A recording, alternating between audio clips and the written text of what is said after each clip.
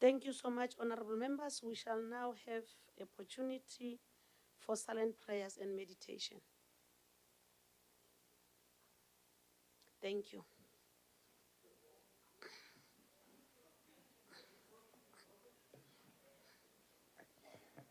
Thank you so much. Good morning, honorable members. This is a special day that we come here and look at the most important reports, the reports of SCOPA.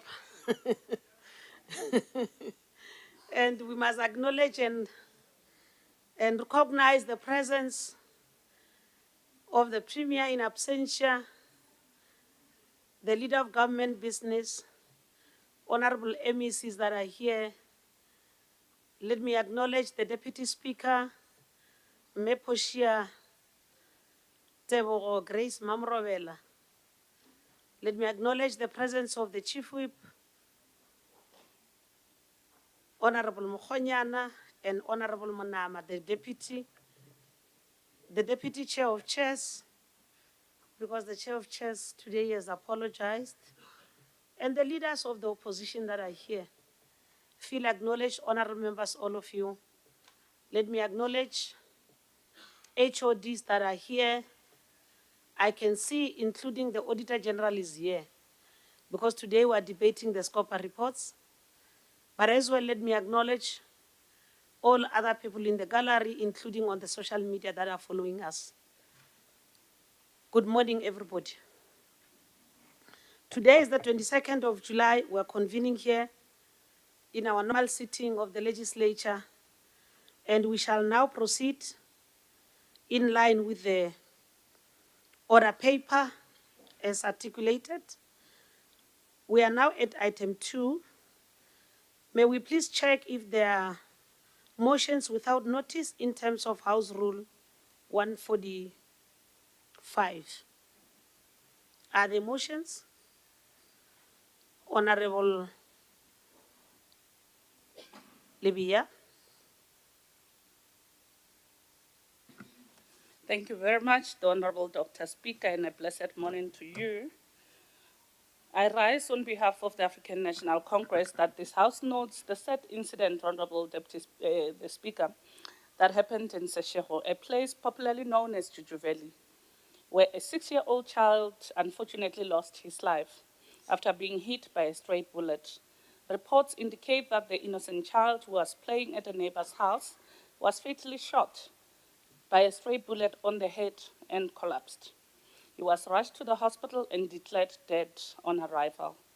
Honorable Dr. Speaker, this worrisome state of affairs calls for civil society organs to join hands with the police and comb for the possible perpetrators of this hideous crime. It cannot be allowed, the Honorable Dr. Speaker, that children can shamelessly be shot at while they are playing in their streets. We will be engaging with the leadership of the South African Police Services in this province to ensure that the full investigation to this matter. I move accordingly, the Honorable Dr. Speaker. Thank you so much. Is there any seconder? Honorable Matlu. Speaker Kaisu Dr. Makurubiji. Gemela secondaries was a below Malivia, low Romela Manzia Tobo Sugar Bay, Yellow. Thank you so much. The motion has been seconded. We must take the opportunity to acknowledge the presence of the Premier, Dr. Popira Matuba. We did acknowledge you, Premier, and we are happy that you are here when the SCOPA reports are being debated. I will have already acknowledged even the presence of the AG. They are here. Thank you so much. We'll now get other motion without notice. Honorable Dwabe.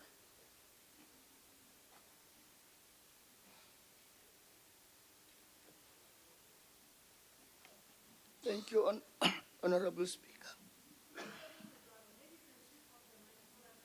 Clarify myself. I can see that Honorable Mlapo was supposed to do a motion without notice. You were supposed to do a member statement. Where are you? Are you on the motion without notice? Okay, over to you.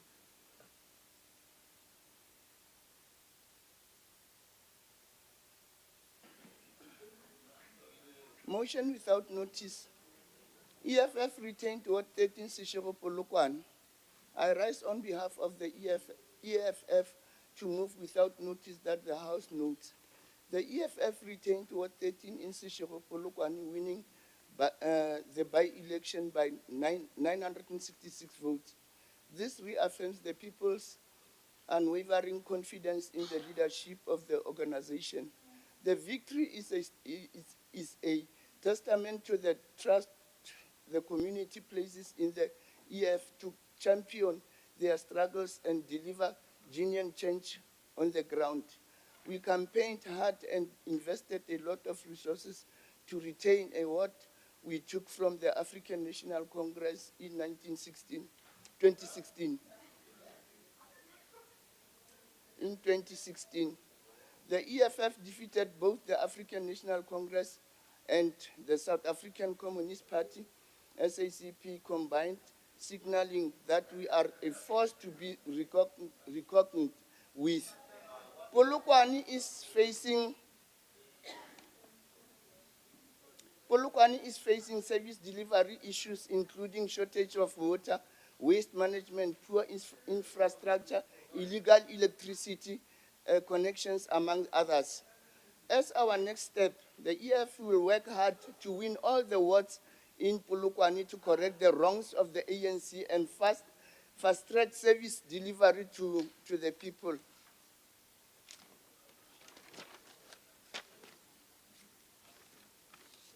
Finally, we thank the people of Polokwane Ward 13 for the sweet victory, and we will continue to robustly agitate for service delivery to the people. I so move. Thank you.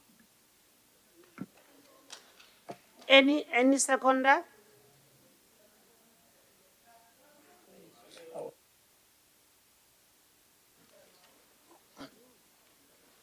Thanks, Honorable Speaker. I, Maolo Abraham, rise to second the motion as read.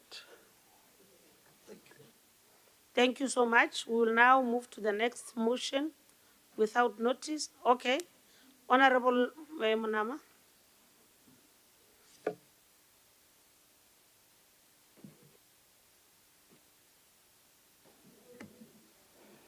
No, thanks very much, Honorable Speaker and honorable members of this August House. I rise to object the motion. The motion was supposed to be substantive in terms of congratulating the EFF party for winning the by-elections. But however, she also put some service delivery issues.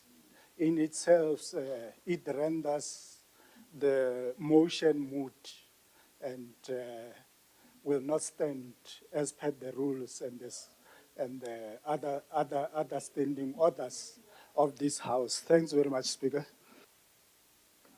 Thank you, Honorable Deputy Chief Whip. There is a move for objection. Is there any seconder for the objection? Honorable Mate.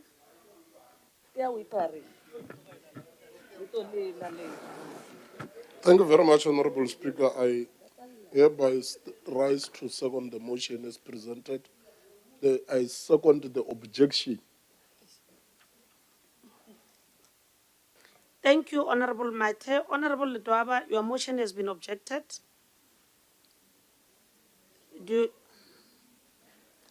falls off. We now proceed, unless if you want us to divide the House. If not, the motion falls off. Can we now move to the next motion without notice? Honorable Chief Whip, Honorable Mokhonyana. Thank you very much, Honorable Speaker, and good morning to honorable members in this House. Honorable Speaker, I rise on behalf of the ANC in this August House to congratulate the Premier of the province for concluding the appointments of the three head of departments. Honorable Speaker, the appointment of the head of departments of agriculture and land reform, social development and education brings about the requisite stability that is needed to run an efficient provincial government. We hope that these appointments will help to move the provincial administration in the right direction and will assist in our developmental agenda. We have also been made aware that the vacancy for the position of the head of Department of Health will also be filled in due course. Our wish is that the candidates who have filled these critical positions should comprehend and be able to appreciate the clearing service challenges that face our people at this juncture. I so move. Very clean motion, Honorable Speaker. Thank you so much, Honorable Chief Whip. Any seconder? Honorable Metle.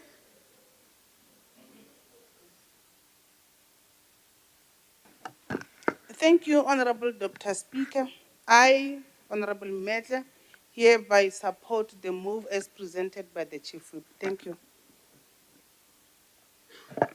Congratulations, Premier. Well done. The House is congratulating you for the good work.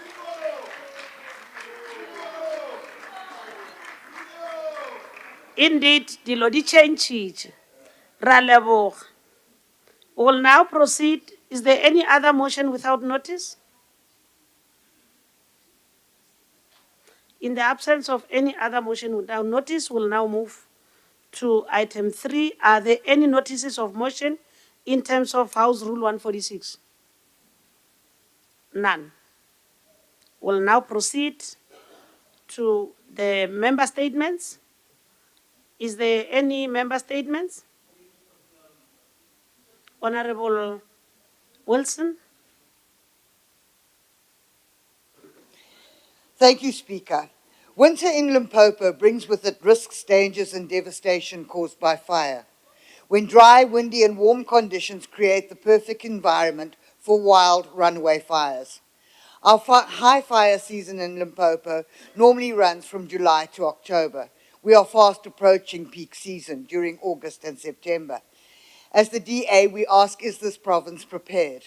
Are our mitigation measures in place to prevent and reduce risk and impact, such as fire breaks? Are we prepared? Have we built the capacity to respond effectively when a fire breaks out?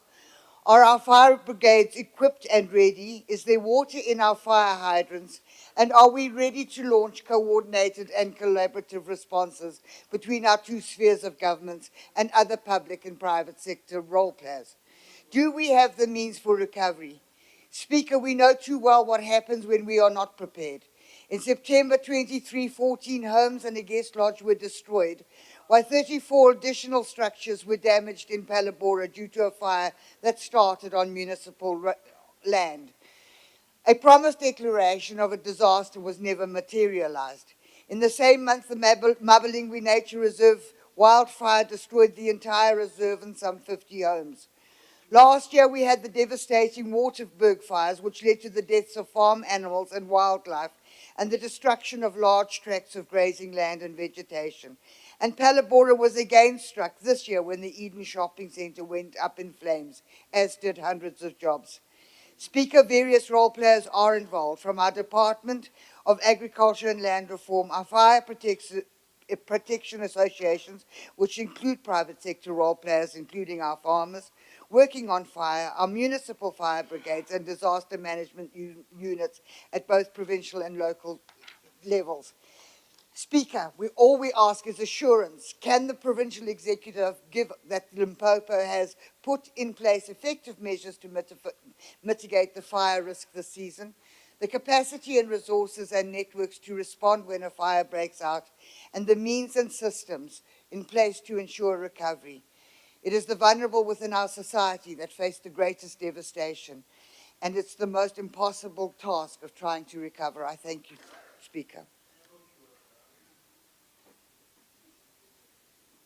Thank you, Honorable Wilson. Is there any other member statement?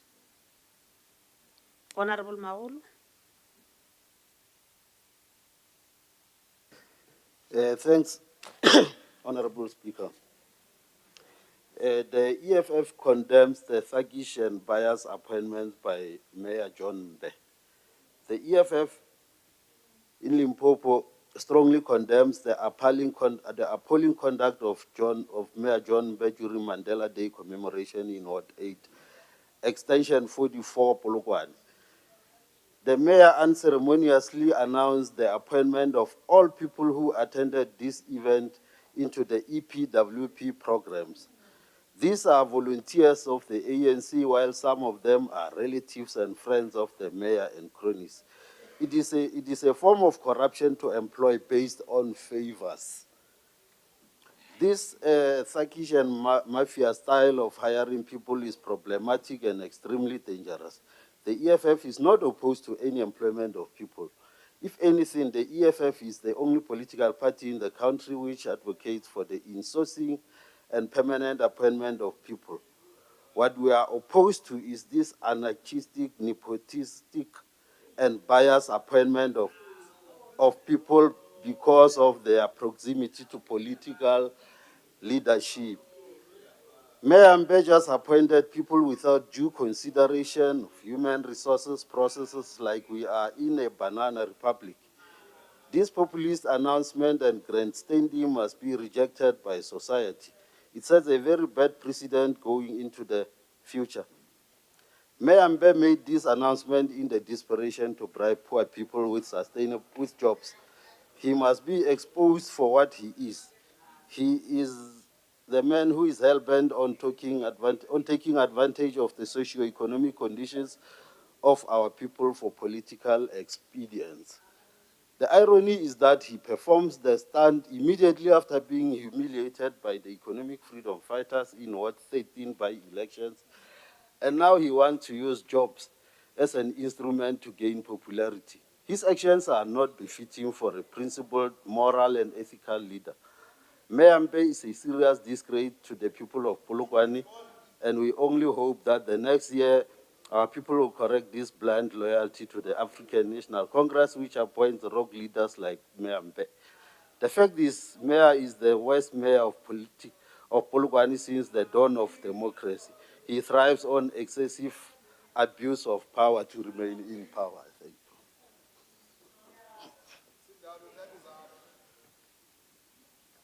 Honorable Member, I think in future, we need to ensure that the debates that we want us to debate here are relevant to the legislature. Because if you bring a debate, especially on a person that will not have an opportunity to respond for himself, it becomes unfair. Although we'll allow the MEC for Coxter to respond, but we think putting the character of a person in this legislature, it's not acceptable. So I just allowed you today, but you must know that in the future, will not that kind of a situation to happen, because it's not in line with the rules. So, honorable members, I'm now going to allow members of Executive Council to respond on the two member statements that have been made. Honorable Matt, while you are, MEC, wait a bit. Honorable Matt, I want to say something. Thank you very much, Honorable Speaker.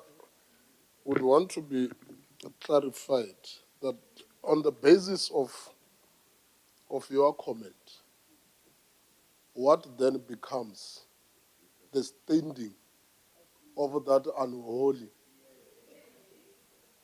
state, unholy, and everything that starts with an and anti? What becomes the status of that?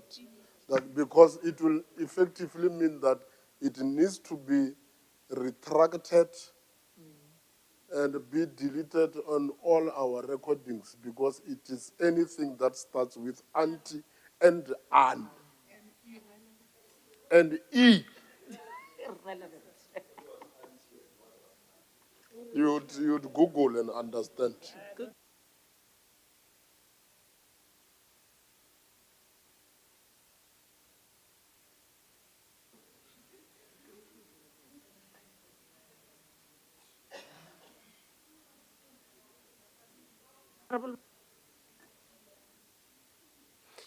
Honorable members, I decided to make that comment, but I know that my legal team is going to look at this matter. I will give you the feedback in the next meeting so that we can be able to ensure that this thing doesn't repeat itself. Thank you so much. Can I allow other executive members to respond if there's anything to respond?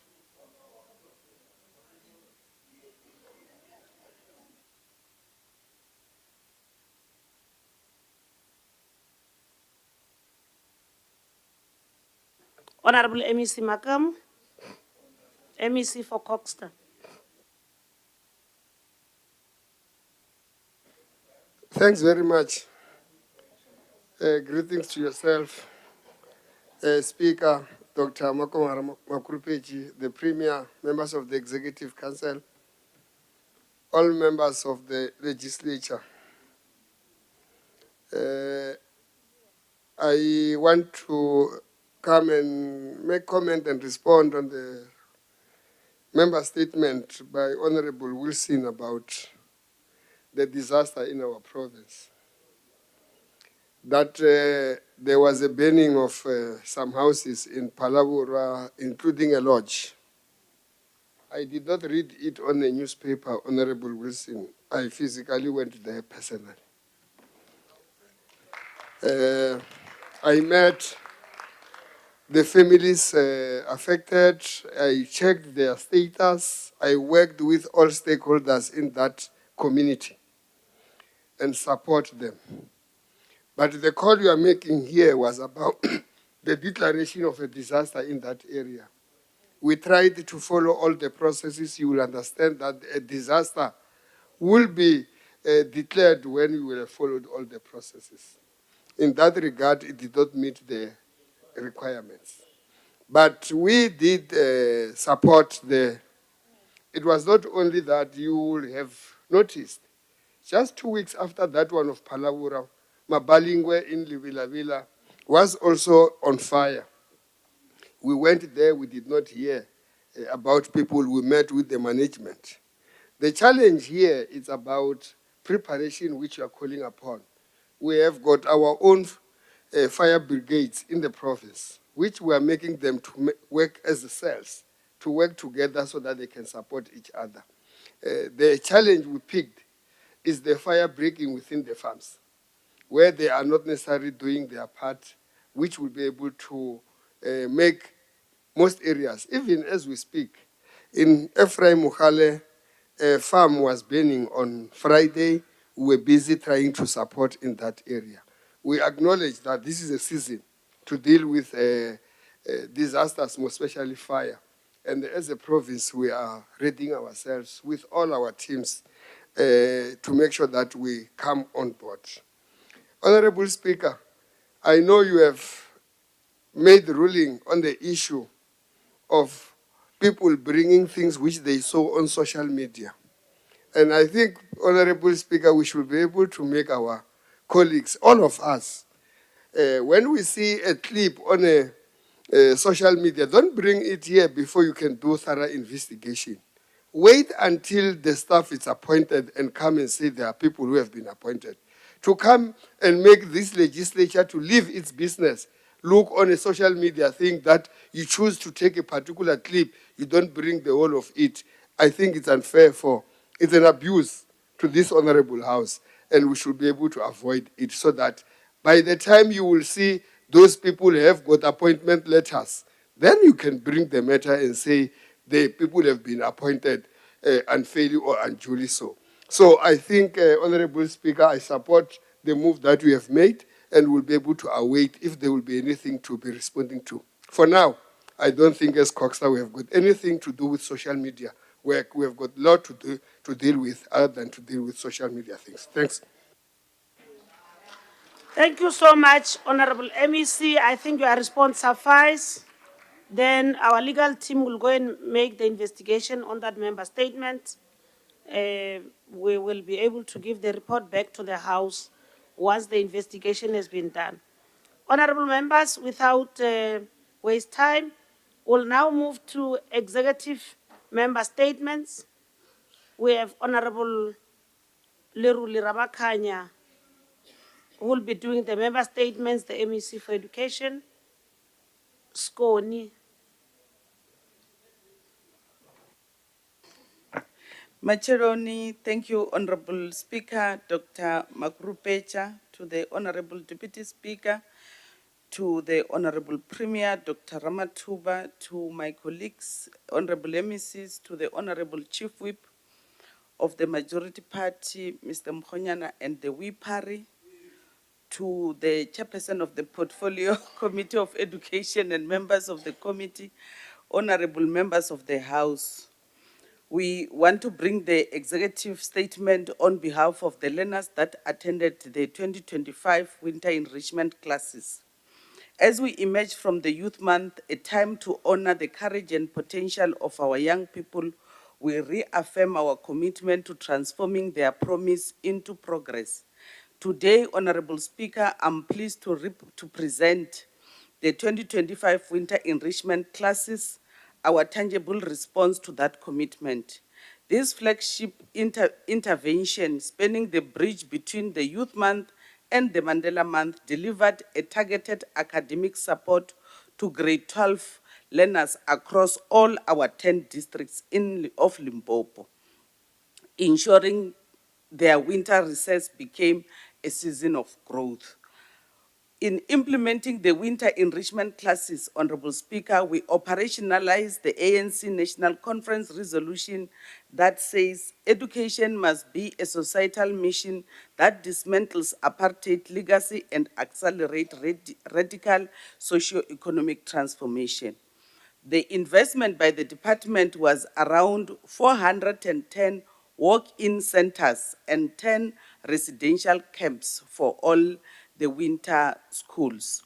By removing barriers through nutritional support, transport subsidy, and targeted content delivery, we actively dismantle spatial and economic inequalities. This is not merely an academic intervention, it is a redistributive justice in action, ensuring rural learners and progressed youth access the same opportunity as their urban counterparts. That's why the winter schools were in all our 10 districts. Launched on 23rd June 2025, the winter enrichment classes operated until the 11th July 2025, with an estimated average of 95% attendance. This is a testament to learners' dedication and our community's faith in education. Residential camps prioritize top performers, progressed learners, and youth and learners from remote areas, embodying the Mandela's vision, every child is our child. Gateway subjects received intensive support to close gaps identified in mid-year exams, zero disruption, Honorable Speaker, in our winter schools, and structured daily timetables ensured seamless learning. Multi-tier monitoring covered 400 centers, reflecting the call for accountable, people-centered governance. The winter enrichment classes directly advances the notion that 2025 must be a decisive year for skilling our learners, linking education to economic empowerment and eradicating historical inequalities. By targeting gateway subjects, which is our mathematics, physical science, and technology, we have aligned with the directives to build a pipeline of skilled graduates for STEM careers, technical vocation, and entrepreneurship. This is how we convert academic support into future economic agencies, preparing learners not only for exams, but for meaningful participation in the Limpopo industrialization and innovation ecosystem. This initiative, Honorable Speaker, has equipped our grade 12 cohort for the preparatory exams of Term 3 and the 2025 National Senior Certificate Finals, directly supporting the resolution to improve matric pass rates and quality significantly. We opened the program in Youth Month, investing in tomorrow's leaders. We closed it in Mandela's Month, guided by his internal truth. Education is the most powerful weapon which you can use to change the world. The 2025 winter enrichment classes are a weapon forged in collaboration between communities, schools, and government. Honorable Speaker will remember that parents had to come in to fill in the learners to the different centers. The people's needs must define our program by turning winter into a window of opportunity. We honor both the fearless of the young people, the learners that came out in the Youth Month to attend their enrichment classes, and the wisdom of the Mandela Month. The future of our province is being written in today's classrooms. We started by believing in our youth. We finished by equipping our learners to change the world in service to the future and the vision of a transformed South Africa. Honorable Speaker, Honorable Premier, we want to say, as the Department of Education, thank you so much also to the August House, because you adopted the budget to make all of this possible. Ndikolibo.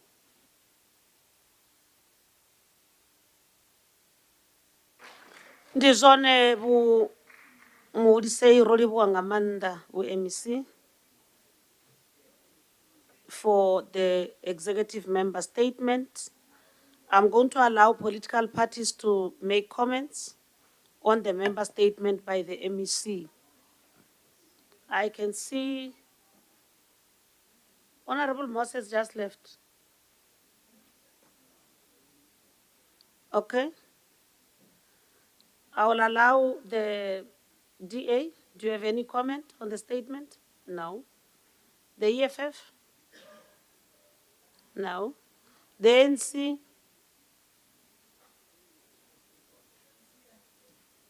Okay, Honorable Rakhwali. Thank you so much, Honorable Speaker. In order to save time, let me write on the protocols that have already been established. On behalf of the African National Congress, we want to take this opportunity, firstly, to appreciate the Honorable MEC for ensuring that the winter enrichment classes are arranged. You'll agree with me, especially those that are in this house, with the exception of the Honorable Mavujas and Honorable Ngonyani, that historically we used to call them winter schools. We are seeing them now as called winter enrichment classes. And during the winter school, it was not every child, especially from the poor family, that would be able to access. But now, as we term them winter enrichment classes, we see each and every child that has got interest that is able to access all these classes. So thank you, Honorable MEC, for ensuring that the barriers of poverty and inequalities are broken so that each and every child in the province is able to access these winter enrichment classes. And I want to thank you for ensuring that we are not going to drop down as the province. And these are efforts that are also giving us hope that as a province will continue to rise high. I thank you, Honorable Speaker. Thank you so much. That was the final speaker on from the political parties, MEC. They are thanking you for the good work done. We appreciate the good work that you are doing for the people of the province. We now move to tabling of the committee reports and other reports and papers where there's none. Committee, our legacy reports. Instead of each MEC responding, would have leader of government business responding on behalf of them. But as well, we think there is one transversal. Unfortunately, Premier, this is yours. On the transversal, we'll expect the Premier to be the one that respond on it. And the last one as well, on the entities, the MEC legal leader of government business will do that. So I'm not going to waste time. Do we agree that this is how we're going to follow? Okay. Thank you so much. We'll now proceed and thank the chair for a good work done. You know, within a year, you are submitting reports. Well done. So it means this term, we're not going to have any backlog. We're now on 7.1, consideration and the adoption of the following reports of the Standing Committee on Public Accounts Committee Chair. You will have to come and sit here.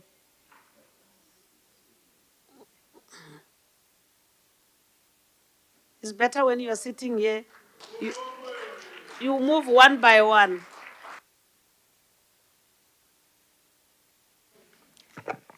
Thank you, Honorable Speaker, Dr. Makurupeja.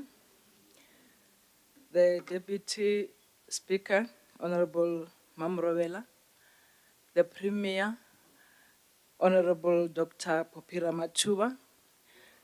The Chief Whip, the Deputy Chief Whip, the Deputy Chair of Chairs,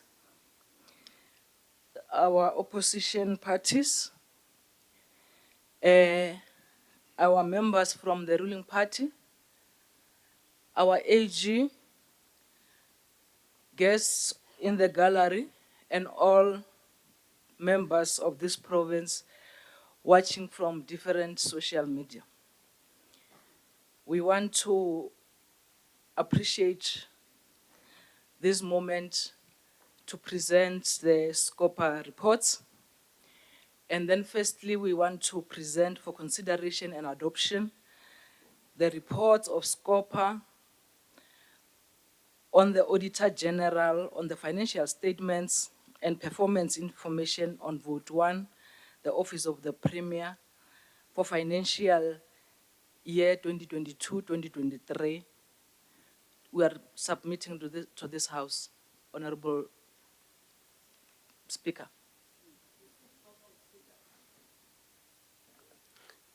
Thank you so much. The report on the Auditor General on the financial statements and performance information, Vote 1, Office of the Premier for the financial year ending 31 March 2023. Any seconder?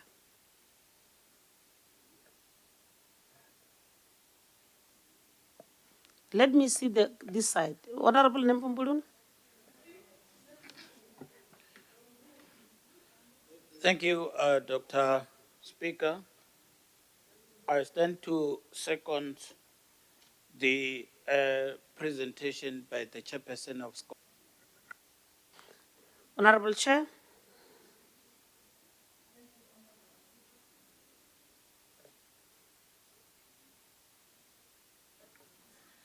Thank you, Honorable Speaker. The second report on the Auditor-General on the financial statements and performance information is on Vote 3, Department of Education for the financial year 2022-2023. Thank you, Speaker. Honorable members. Honorable Minister.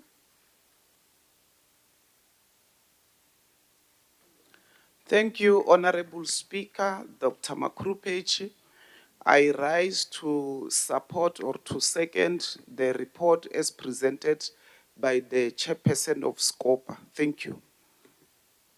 Thank you so much, Honorable Chair. Thank you, Honorable Speaker. The report on the Auditor-General on the financial statements and performance audit on Vote 4, the Department of Agriculture and Land Reforms for the financial year 2022-2023. Chair, are you moving for the adoption?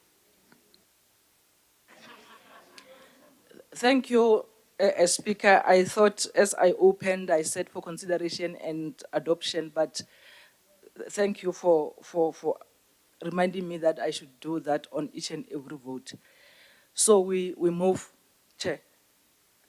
Thank you so much. Any seconder, Honorable Mabuza. Thank you, Honorable Speaker. I, Bella Kupa Mabuza, rise to second and adopt the report that was presented by the Honorable Chairperson of the SCOPA. Thank you. Thank you so much, Honorable Chair.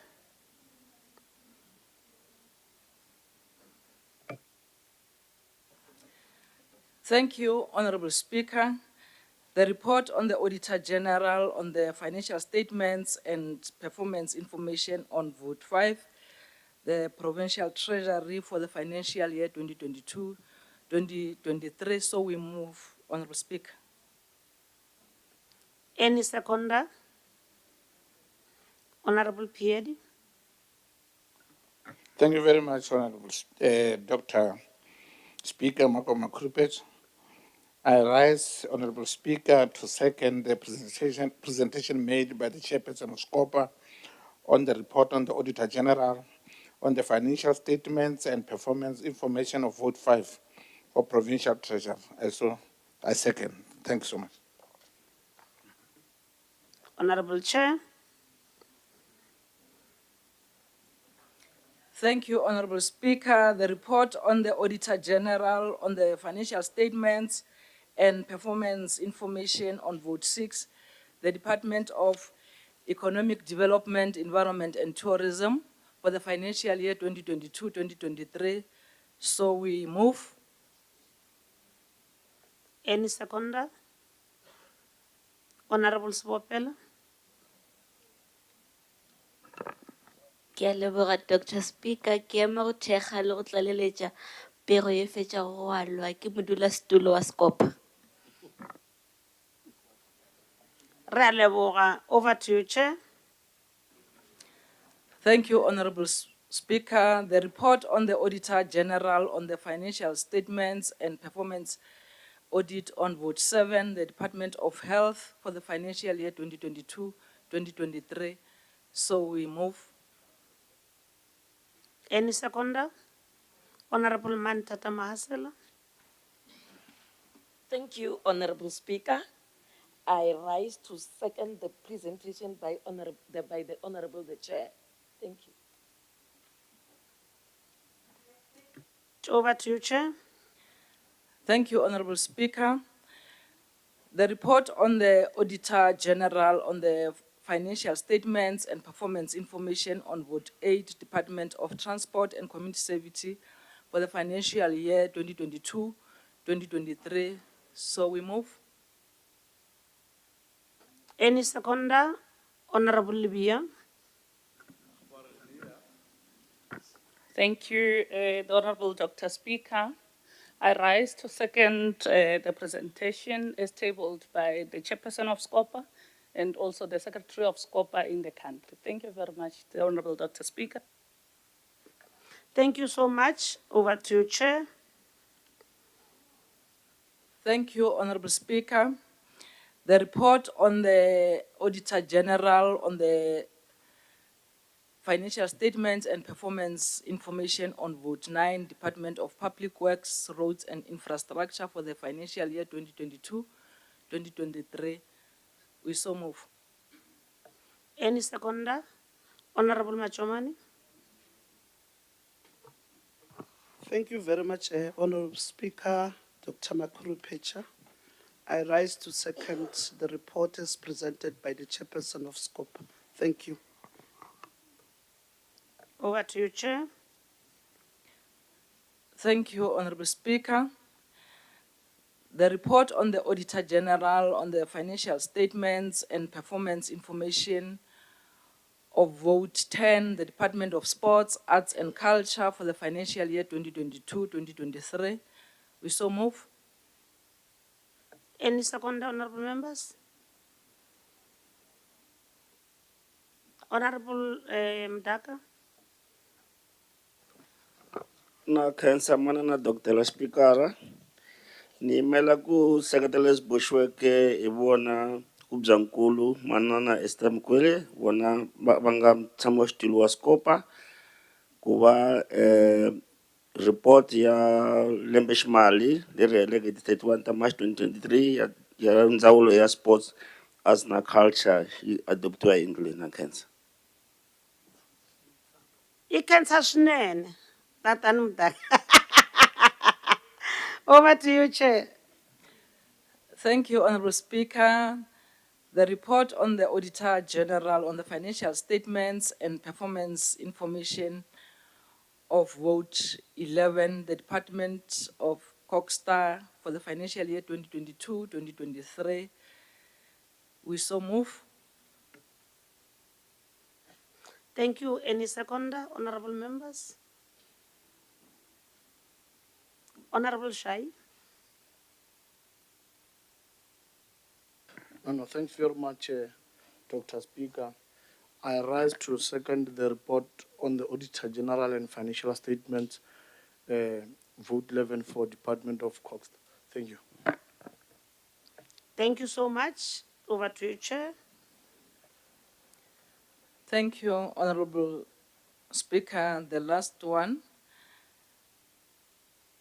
is the report on the Auditor General on the financial statements and performance information on the vote 12 Department of Social Development for the financial year ending the 31st March 2023. We so move. We can now release you back to your seat. The last, is there any seconder? You can now release you for now until you come back again. Any seconder to the report, social development? Honorable Piedi. Thank you very much, Honorable Dr. Makoma Makrupet. Ke eme mo o tla go thekga tekano e adilwego ke modulasetulo wa SCOPA gore e fetiše ke ntho e. Ke a leboga. Thank you so much. We shall now refer to the speakers list. Honorable Nempumboduni Ntabeleni Colbert is opening the debate. Urukolota cake.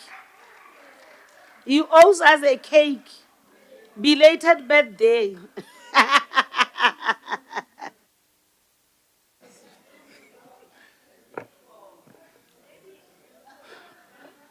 Honorable,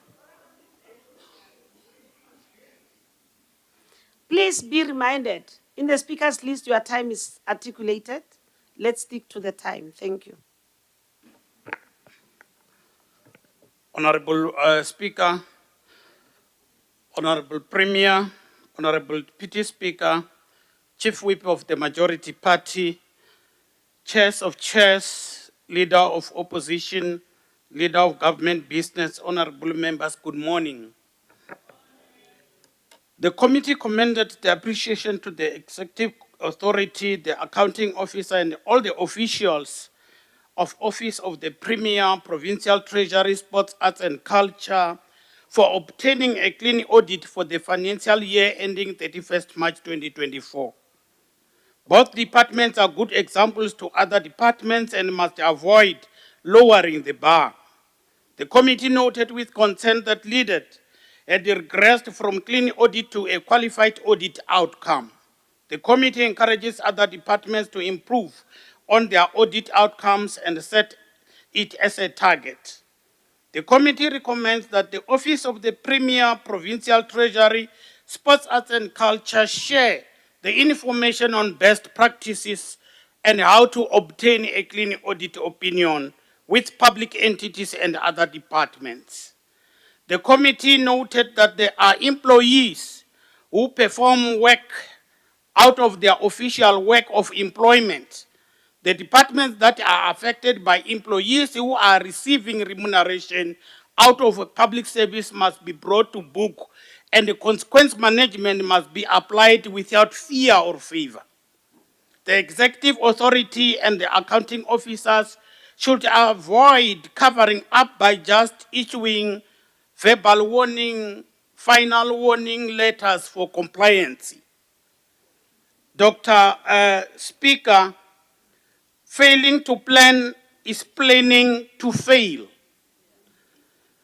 The committee noted and considered evidence that the Department of Agriculture and Rural Development have materially underspent the budget by 40 million, 5.7% from the budget allocated of 741 million on the Agriculture Farmers Support and Development Program. The department underspent on the same program in the prior year to the amount of 121 million, 15.8% from the budget allocation of 805.2 million. The committee observed with concern and considered evidence that the Department of Transport and Community Safety materially underspent the allocated appropriated budget by 48.3 million or 1.9% from the total budget allocation of 2.5 billion. It is important for the department to ensure that funds allocated for service delivery are spent maximally to the satisfaction of voters so that our people sing the song of joy, Chobe Shangoni Matrakadza, when the conditions of life change. The committee received during the hearing that they considered evidence that Coxter materially underspent the budget by 59 million on the informal settlement upgrading partnership grant as disclosed in note 46 to the financial statements. The department must ensure that conditional grants allocated are spent for what they are budgeted for, to avoid funds being returned to Treasury or transferred to other provinces which seems to be spending better than Limpopo province. During this period, it is important to provide services to the people by following the prescriptions of the PFMA. The committee recommended that the executive authority of the Departments of Agriculture, Transport and Community Safety and Coxter must take appropriate action against the accounting officers for underspending appropriated budgets by 161.2 million, 48.3 million, and 59 million from the total budget allocations. The committee further recommends that the accounting officer from the Department of Transport and Community Safety must take appropriate actions against senior managers and officials responsible for underspending appropriated budget by 48.3 million from the total budget allocation of 2.5 billion. In conclusion, the committee further recommended that the accounting officers must put in place measures to prevent the recurrence of this anomaly.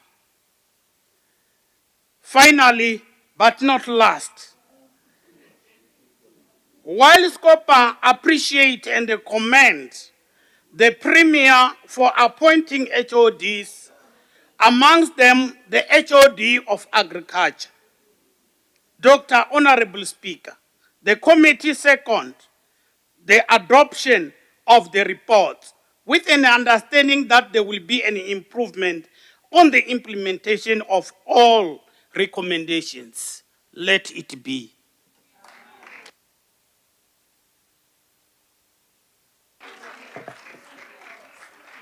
Rorebu wabu nempumbuluni, even your time management, you still have 3 minutes 54 seconds. So thank you so much. We'll now move. I don't see Honorable Small. Honorable Wilson, you are taking over. Please come to the fore.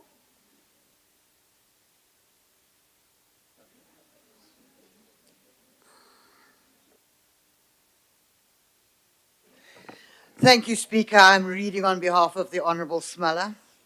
Speaker, the term governance refers to the process of decision-making and the processes by which decisions are implemented or not implemented.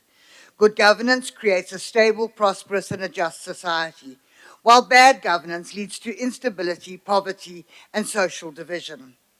All the values that inform good from bad governance, values and principles such as accountability, transparency, the rule of law, and effectiveness and efficiency, amongst others, are all enshrined in our Constitution and legislative order. If the spirit and prescripts of our Constitution and our legislative order were adhered to in the manner in which we are governed, we should be in a state of relative good governance. We should, 30 years since the establishment of our constitutional democracy, be a stable and growing, prosperous and just society here in Limpopo. But we are not.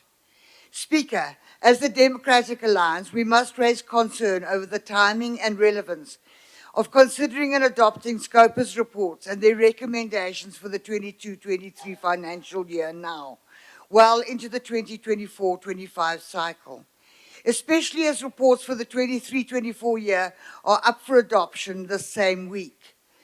Last year may have been an election year, but that does not excuse the legislature's failure to prioritize these critical oversight functions. The time and political will should have been found. If we are serious about restoring good governance in Limpopo, we must urgently shift from a culture of reckless governance with impunity to one of consequence, discipline, and accountability, from which these reports before us are not. A culture of gross impunity continues to exist if one reads these reports. Speaker, the 22-23 SCOPA reports of our provincial departments reveal a systematic breakdown in financial governance across most departments. Recurring audit findings, failure to implement resolutions, ineffective consequence management, and weak internal controls define our audit landscape. Departments such as Public Works, Health, Treasury, and the Office of the Premier regressed in their audit outcomes. Most others remain stagnant year after year, unable or willing to address the root causes of dysfunction. A chronic failure to implement the resolutions of SCOPA adopted by this House, some dating back as far as 2014, remains a hallmark of this government. Despite SCOPA's directives, departments continue to disregard the law and oversight, further weakening public accountability. The scale of financial misconduct is staggering. Health recorded irregular expenditure of 816 million, Costa 546 million cumulatively, and social development 36 million cumulatively. Disciplinary processes are routinely neglected, and procurement irregularities continue without consequence. SCOPA also notes widespread failures in financial reporting, performance measurement, revenue collection, and debt recovery. Service delivery targets, particularly in infrastructure and social services, are routinely missed. Speaker, many of the resolutions set out in the departmental SCOPA reports before us for adoption direct action to the responsive executing authority, that is to the respective MECs and the Premier. As the DA, we support the adoption of these departmental SCOPA reports for the financial year ending 2023 with their recommendations. But understand, we will hold the respective MECs and the provincial executive as a whole accountable for their implementation. I thank you. Thank you so much. We'll now proceed to Honorable Svopela Sianego Tumelo.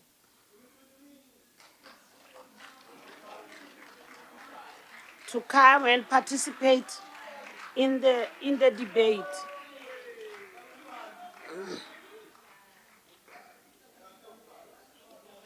Yeah, Wipar is in charge.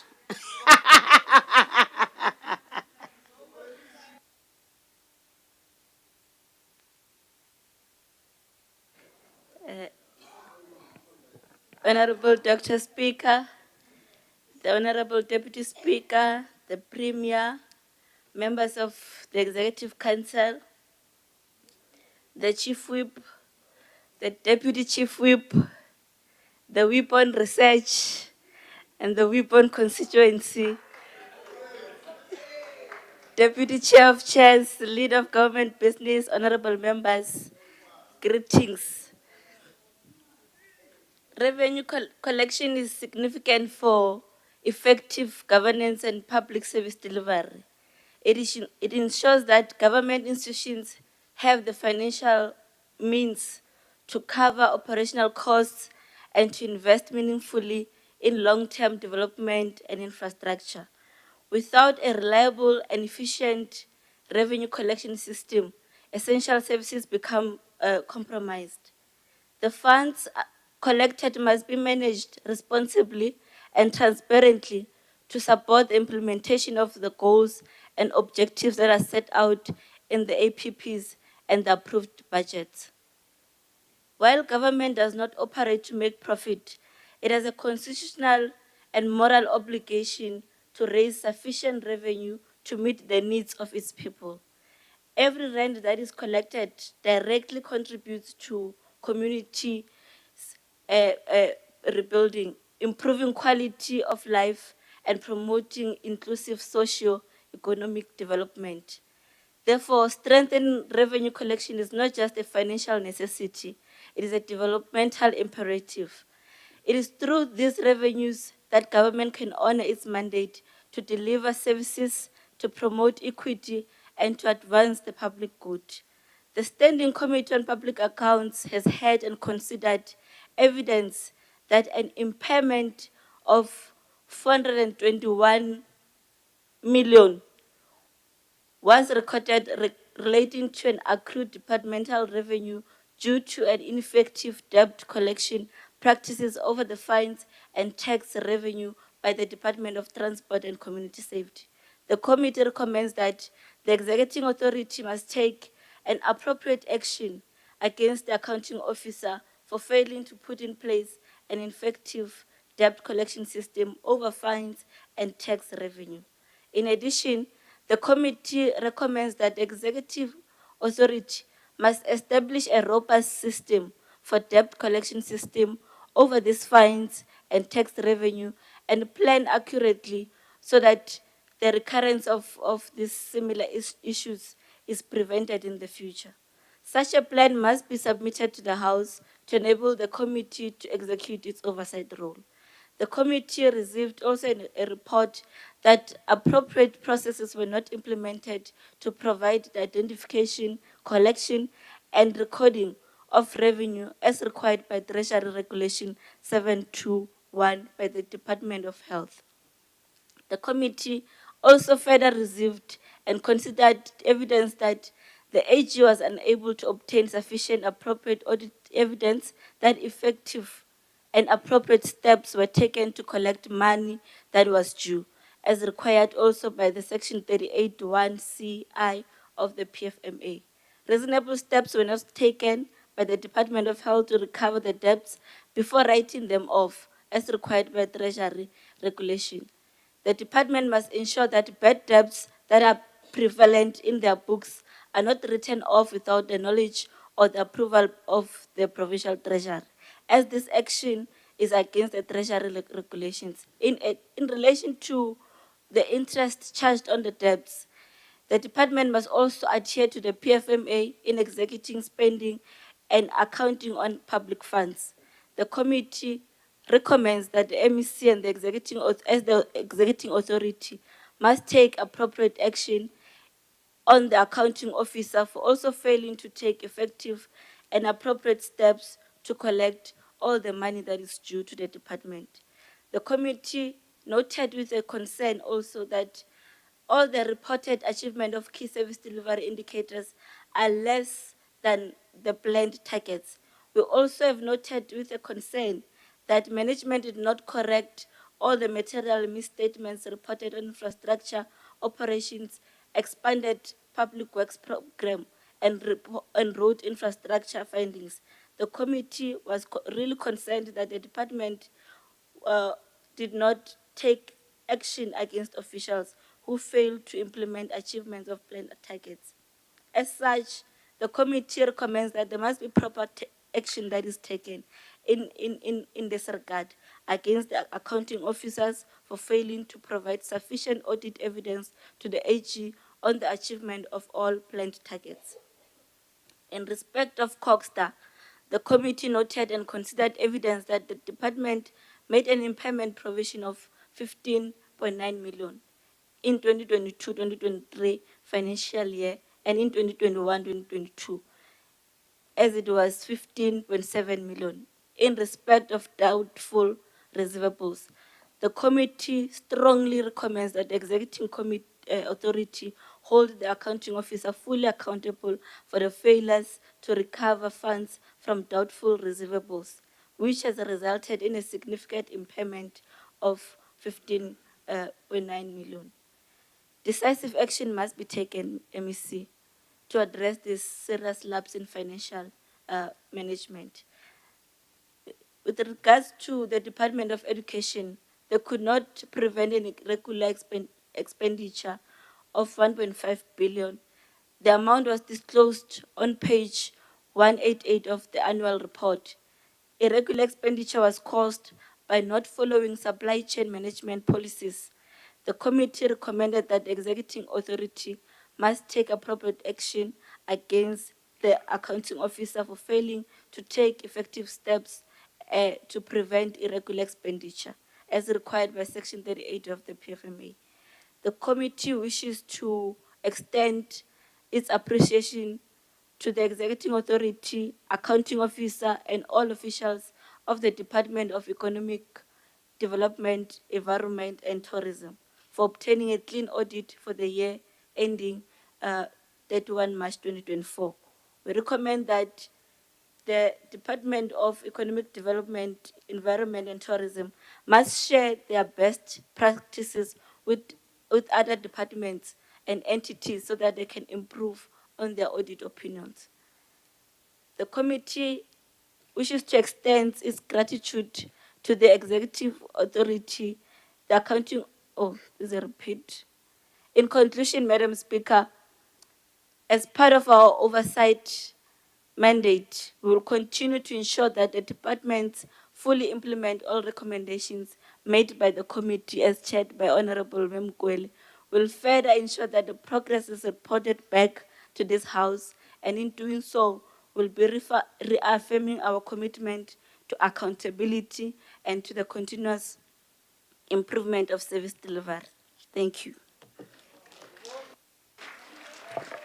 Thank you so much, Honorable Members Vopela, for saving your time.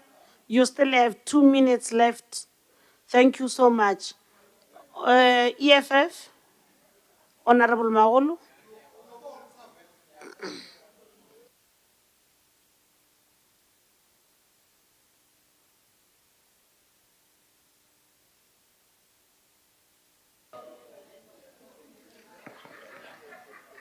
Thanks, Honorable Speaker. Greetings to the Leader of Opposition in absentia, Honorable Kommissar Mapolo, and the member of the Economic Freedom Fighter.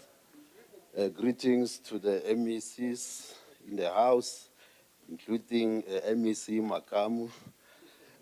Greetings to honorable members in the House, the guests in the gallery. It's not a paid day today. I'm referring to the gallery. Honorable Speaker, the EFF is not excited with the fact that Office of the Premier and Treasury got clean audits during the year under the review. In fact, we are disappointed that although these two departments celebrate what they think is an achievement, departments under their watch continue to struggle to obtain clean audits. And for that, we are not happy. The Office of the Premier and Treasury are coordinating departments and therefore have the responsibility of making sure that the departments obtain clean audits just like them. The truth is that the Office of the Premier and Treasury do not have workable and strategic support structures for the department since recurring failures in audit outcomes.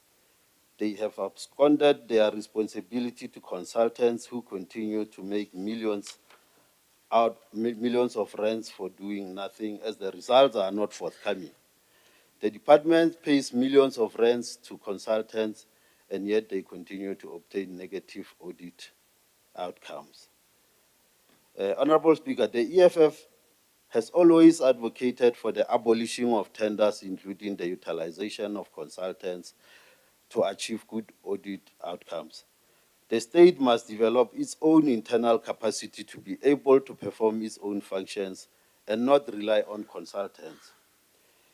A broken, lazy, and weak state will depend more on consultants because it has not developed this capacity to perform its own function. These consultants themselves are friends of the officials and politicians alike. It is an unholy relationship based on corruption and flouting of supply chain processes. And we regret the fact that there is no consequence management after these gross failures.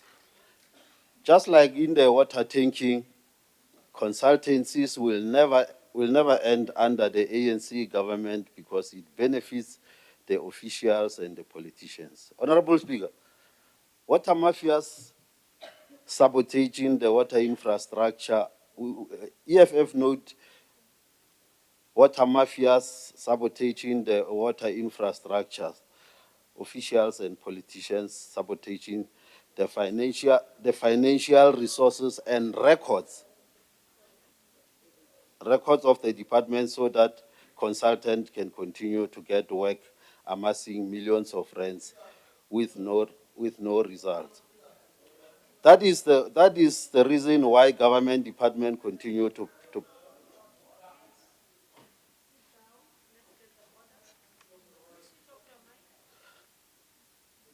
Yeah, thanks very much, Speaker. Since Honorable Mahulu reads as if he's bored, can we ask if he can take a question so that we keep him awake? Honorable Maula, are you ready to take a question?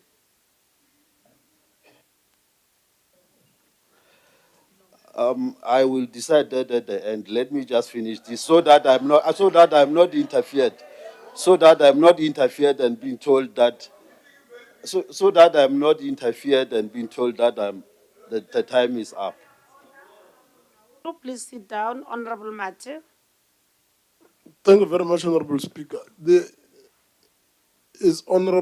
is procedure. It's not for him to tell us when. It's just whether if he can take a question, yes or no. Because I don't know what he's doing there. Either sabotaging, I don't know what he's sabotaging there. Honorable Mate is correct. Honorable Mahulu, are you ready to take a question or not? No, Honorable Speaker. Yeah, okay.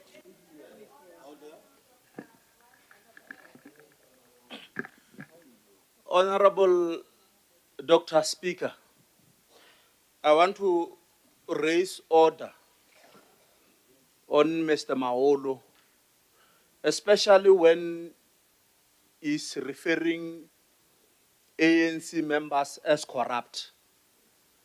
Probably we must clarify that the ANC is not government. The ANC is the leader of government. And in government, there are, of course, members of the ANC, members of the EFF, members of the DA.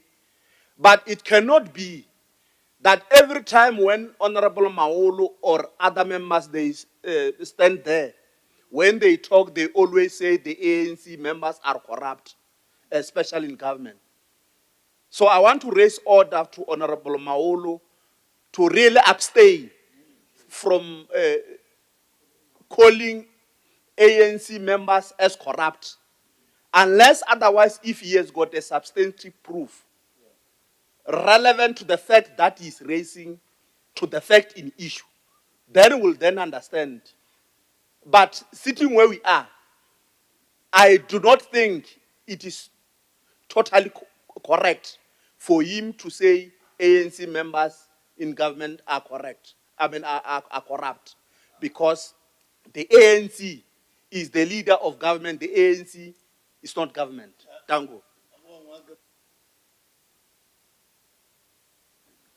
Honorable Maulu.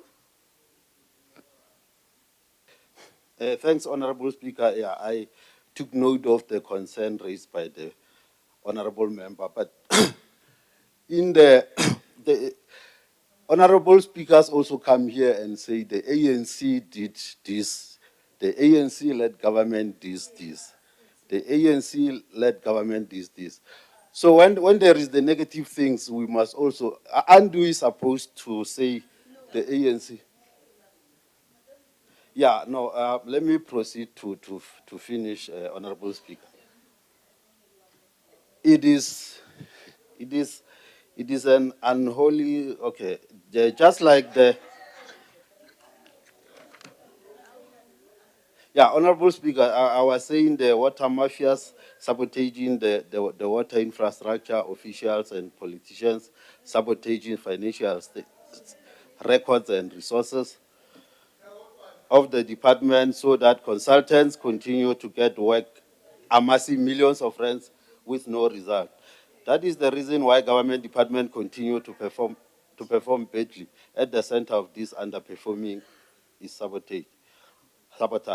Such is the level of conniving and corruption we have come to witness now. This is the state capture of another kind. We had state capture during President Zuma era, and now we have the state capture of its different kind under the current President Cyril Ramaphosa. I thank you.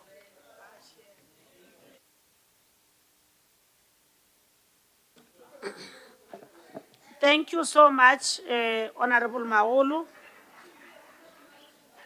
for saving my time. You still had 1 minute, 30 seconds. Thank you for 1 minute, 30 seconds, you saved it. We'll now allow Honorable Mukwele Musibudi Esther, the chair of the committee, to come and close the debate.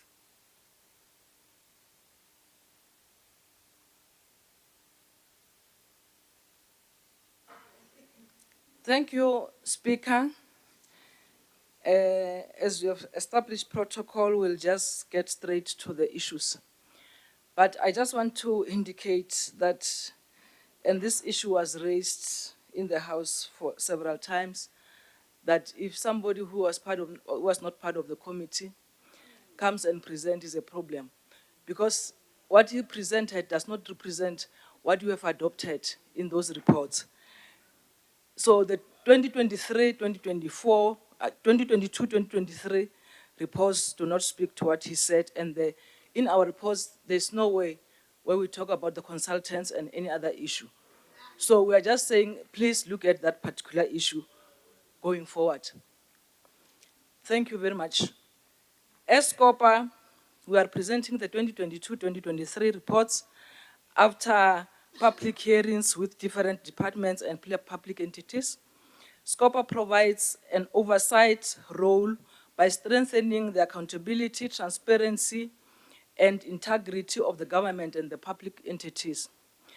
We are doing so together with the Office of the Premier and the Provincial Treasury, which play a role of support to all the departments. Honorable Speaker, the OTP and the PT are central as coordinating bodies for provincial governance, providing strategic leadership and oversight to ensure departments and public entities align to provincial priorities. The Provincial Treasury is responsible for financial oversight, resource allocation, and ensuring fiscal discipline across the department and the public entities. One of the mandates of the PT is to promote fiscal discipline and transparency. It is during this process that the PT offers support and monitors the implementation of the House resolutions for all the departments and the public entities. Honorable Speaker, we want to commend both the institutions on their roles in ensuring that provincial departments and public entities are provided with necessary capacity to execute their respective roles. We are, however, concerned about the lack of consequence management that cuts across all the departments and entities. Together with OTP, the PT form a central pillar of governance, ensuring that departments and public entities operate effectively and align with provincial goals. As SCOPA, we are not impressed by both the institutions for failing to implement the transversal resolutions for 2021-2022 financial years. We will, in the 7th administration, conduct continuous monitoring of both the OTP and the PT on the implementation of the transversal issues, resolutions for those financial years. On monitoring, evaluation, and implementation of the House resolutions by the OTP and the provincial treasurer. Monitoring of the House resolutions is critical to ensure public accountability in the province. The Office of the Premier and the Provincial Treasury has a mandate to ensure that all provincial departments and entities implement House resolutions to improve provincial governance and financial management of public funds. As SCOPA, we are concerned that this issue of resolutions is often overlooked by most of the departments, as we have the responsibility to track and monitor the implementation of the House resolution. And we have noted the progress of some of the departments with regards to the implementation of the resolutions from 2024, 2014, 15, up to 2021, 2022.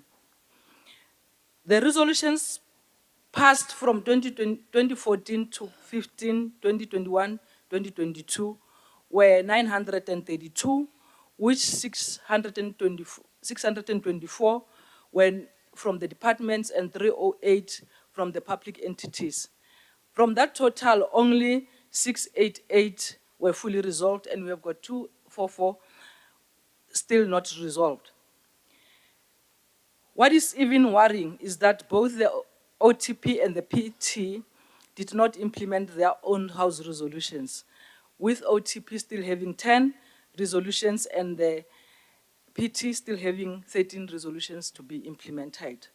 However, Honorable Speaker, we want to emphasize that all the departments and public entities should implement all the House resolution within the stipulated time. So we are also saying we believe that OTP and PT should lead by example. But I was still having some 4 minutes, Honorable Speaker. And this thing is off, but it was about 4 minutes and some seconds. You see? And you are going to give me those 30 seconds. And this can only be achieved if both institutions play their mandate role in monitoring and implementing the House resolutions. Respecting of the audit findings and the Auditor-General. Honorable Speaker, AGSA is the Chapter 9 institution that is mandated as a supreme audit institution of South Africa to strengthen our democracy by enabling oversight, accountability, and governance in the public sector through auditing, thereby building public confidence. SCOPA relies mainly on the AGSA reports to hold the executive accountable for the adequate spending of the public purse. It is therefore critical that all the provincial departments respect this important stakeholder in the oversight and the public accountability process. We urge department and public entities to conduct their roles with the AGS in a professional and respectful way to avoid unnecessary delays in the process of reporting. The implementation of House resolution can improve the provincial governance. We saw a number of clean audits attained by the department and public entities slightly dropping from 4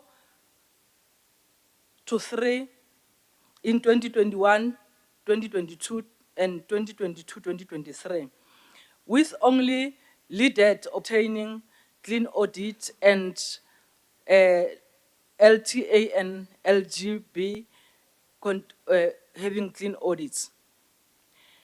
According to the GSA, the outcome of the 2023 financial year, OTP and PT regressed from clean audit to unqualified audit. And we appealing to the two institutions to improve so that they lead by example. According to the GSA, This is because of the slow response to implement recommendation for sustainable outcome. Amongst the other issues, the cause for regress or declining in the financial statements is because of non-compliance to the resolution, which is a thorn. Because I think that this is deliberate, because all the regulations are there to guide officials. The other issue is the lack of consequence management, whereby officials do not take the issue of their responsibility serious, and they know that they will only get final written warnings. That must stop. We must take the necessary action, considering the procedural and the substantive fairness every time. Lack of internal control, inadequate oversight, and lack of internal audits. With regards to other issues like irregular expenditure, fruitless expenditure, and wasteful expenditure, they are robbing the people of Limpopo a lot of services. And we are appealing to say, let's ensure that we do things right. As we conclude, Honorable Speaker, we want to submit to this House that the committee recommends that the executive authorities must brief both SCOPA and the provincial portfolio committees of all the departments on quarterly basis with effect from the 31st of August 2025 until all resolutions are fully implemented. And we also further recommend that all the resolutions, the SCOPA will have the progress of all resolutions quarterly. So all the departments must submit to SCOPA quarterly on the progress of the resolutions. We so move for the report to be adopted. Thank you, Speaker.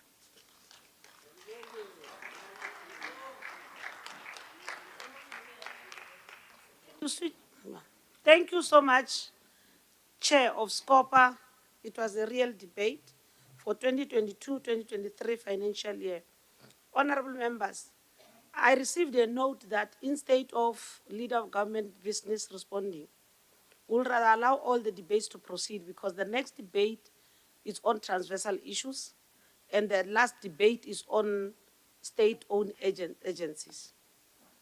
So we would rather allow the debates to conclude all of them, and the Premier will come and respond after all the debates have been made. The small thing that I want to say from my side is, you'll remember that as presiding officers we are four. It's me, the Deputy Speaker, Chair of Chairs, and Deputy Chair of Chairs. We have now agreed that it's not going to be automatic that the Speaker chairs the sitting all the time. We'll allow other presiding officers to take over. And now I've got an emergency. The Deputy Chair of Chairs is going to take over from now on to chair the sitting. So I apologize that I'm going to leave. I apologize that I'm leaving the sitting earlier than it can conclude.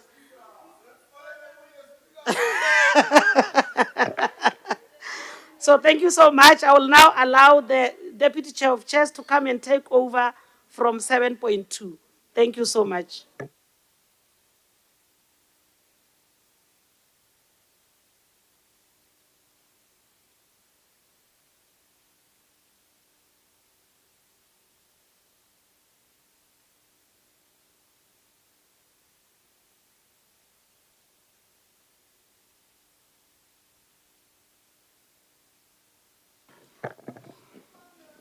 Thank you very much. MEC Public Works, don't worry, I will not do as I promised outside, which is to call Sergeant and Arms at you. Thank you very much, Premier, Deputy Speaker, Executive, members of the Executive Council, the Chief Whip, and members of the WIPARI. Let me proceed to item 7.2 and invite the chair of SCOPA to deal with the item consideration and adoption of the following reports of the Standing Committee on Public Accounts, SCOPA.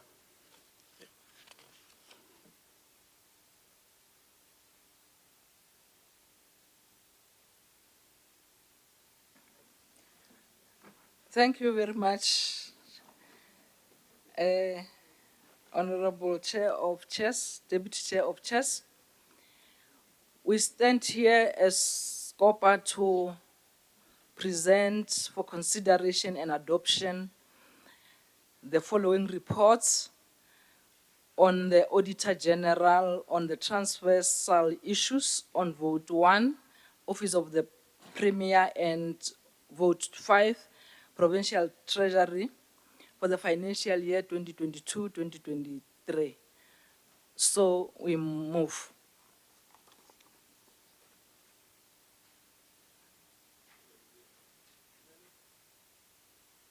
Oh, thank you very much, Chair of the SCOPA. I now call for seconders. Nempumboloni, Honorable Nempumboloni. Ndo livhuwa mudzulatshidulo ndo takuwa u tikedza likumedzwa le mudzulatshidulo wa SCOPA a ḽi ṋekedza kha ino nnḓu i ṱhonifheaho. Ndo livhuwa. Ndi. I will now refer to the speakers list. The first honorable member to open the debate is Honorable Machete Petole Pace.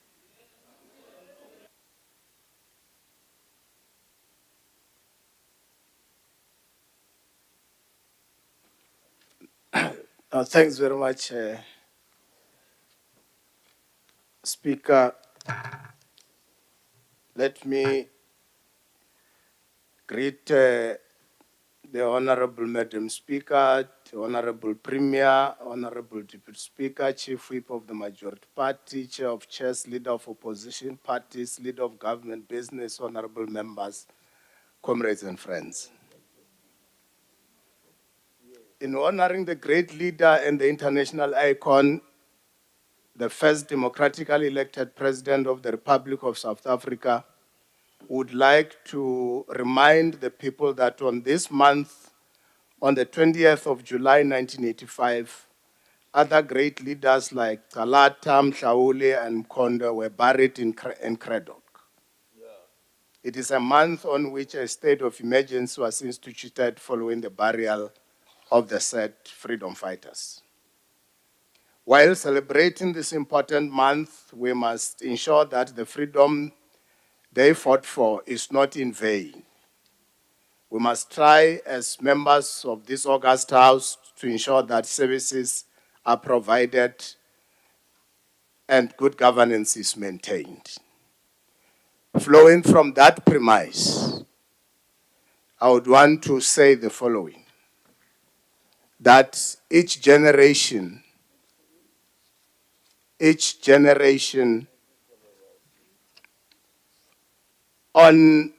based on the obscurity, discover its mission, defend it, or betray it. And I would want to believe that we have discovered our mission as this administration. And part of it would be to provide good governance and provision of quality service to our people.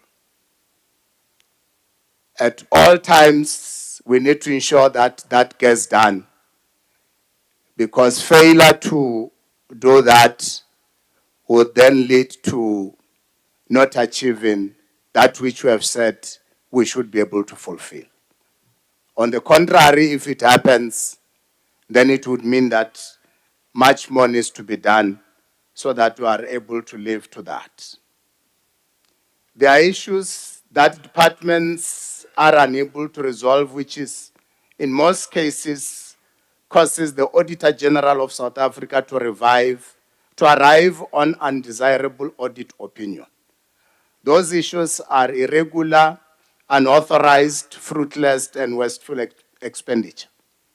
These are matters which every department must focus on, including material impairments and contingent liabilities.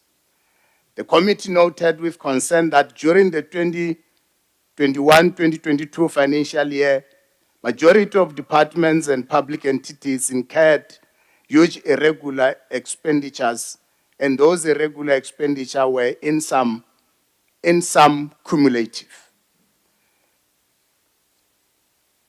This expenditure is undesirable, and accounting officers must explore avenues to mitigate them in line with the PFMA. Therefore, the committee recommends that the Office of the Premier and Provincial Treasury must assist all departments and public entities in regularizing and clearing of irregular expenditures. The other issue of concern is the incurring of fruitless and wasteful expenditures by departments and public entities. These expenditures are incurred because of late payments to service providers and other related issues.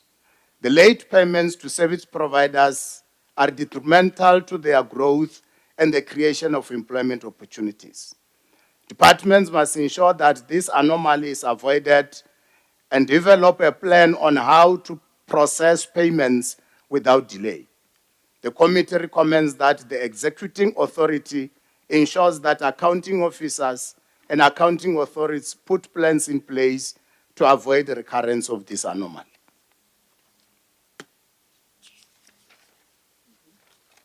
The committee noted during the hearing that other departments in the period 2021-2022 still had old unauthorized expenditures in their books. Perhaps we should be able to say that the accounting officers and accounting authorities must develop plans to reduce or eliminate these expenditures. The executing authority must institute consequence management to accounting officers concerning the recurrence of unauthorized expenditures. The committee noted during the hearing that the majority of the departments and public entities were defendants in numerous claims from service providers and members of the public. The ultimate outcome of these matters could not be determined, and no provision of any liability was made in the financial statement. The committee recommended that the executing authority must ensure that the accounting officers and accounting authorities reduce and make provision for any contingent liabilities in their financial year. The department must also ensure that contingent liabilities are provided for and also reported in line with the Public Finance Management Act. The committee noted with concern that the performance of public entities is not contributing to the growth of the economy, whereby job creation is also impacted negatively. And that will work against what we have established ourselves as government in relation to provision of jobs, what we normally call job plans. These public entities are the core of economic development in the province and are supposed to assist government to provide quality jobs and establishment of viable businesses. They are established to have a direct impact on growth and development. The committee has noted with concern that public entities such as Gateway Airport Authority Limited, GAL, and Limpopo Economic Development Agency, LEADER, continue to receive funding from the fiscus against the House resolution passed by the Standing Committee on Public Accounts in 2021-2022 financial year. Therefore, the committee recommended that the executing authorities must ensure that the two entities, namely Gateway Airport Authority Limited and Limpopo Economic Development Agency, are not funded from the fiscus in line with House rules Number 5, recommended by SCOPA and adopted by the House in the 2021-2022 report to this House. Furthermore, the committee recommends that both Gateway Airports Authority Limited and Limpopo Economic Development Agency must on a quarterly basis submit satisfactory sustainability reports to SCOPA for the committee to assess it for the further fundings. On the last points, and some of you will refer to it in conclusion. On the last points, we encourage the departments to implement all recommendations as per the committee reports 2021-2022 financial year, and we support the adoption of the report. Thanks very much.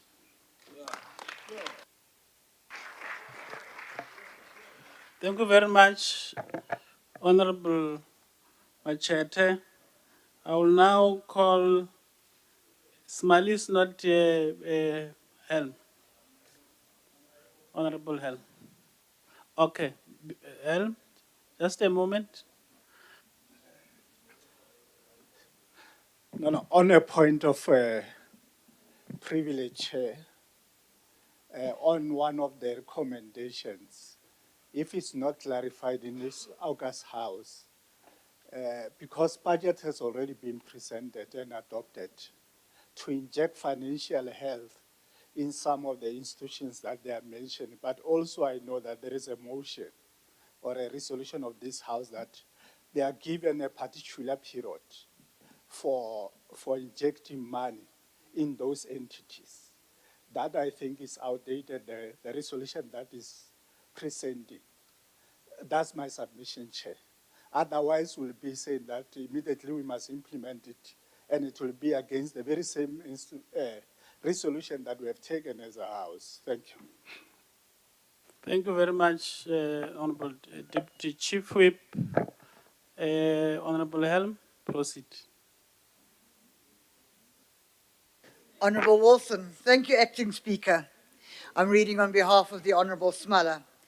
Acting Speaker, the SCOPA transversal report for the 22-23 financial year lays bare a systematic failure of governance within Limpopo's provincial administration. At the centre of this failure are the institutions mandated to uphold and enforce good governance across departments, the Office of the Premier and Provincial Treasury. As transversal departments, these institutions are responsible for providing oversight, setting governance standards, driving improvement in audit outcomes, and ensuring consequence management. However, the report confirms that they have failed in these core responsibilities. Most departments remain stuck in cycles of recurring audit findings with little to no progress year on year. The inability of the Office of the Premier and Treasury to coordinate responses, enforce compliance, or provide targeted support has contributed to the stagnation. The collapse of consequent management is particularly alarming. Forensic investigation reports remain unimplemented, and disciplinary processes are either absent or grossly inadequate. In many cases, officials found guilty of serious misconduct face nothing more than a written warning. Law enforcement referrals, whether to the State Attorney, SAPS, or the SIU, languish unresolved, and departments lack the political capacity or political will to pursue them effectively. Financial misconduct is widespread and unresolved. Irregular, fruitless, and unauthorized expenditure is not only persistent, but in many instances cumulative, pointing to chronic failures in financial discipline. Despite SCOPA's ongoing directives, departments have failed to regulate or clear historical expenditure. This is compounded by the failure to pay. Yeah, we all get tongue-tied sometimes. Even me. Despite SCOPA's ongoing directives, departments have failed to regulate or clear historical expenditure. This is compounded by the failure to pay service providers within the required 30-day period, leading to avoidable fruitless expenditure, that undermines service delivery. Basic financial management functions have also deteriorated. Departments are submitting substandard financial statements not aligned with the prescribed frameworks. Asset registers are incomplete. Contingent liabilities are not disclosed properly. And critical posts remain vacant, crippling operational effectiveness. The lack of skilled and qualified personnel in finance and compliance roles is a direct reflection of poor recruitment and oversight at the provincial level.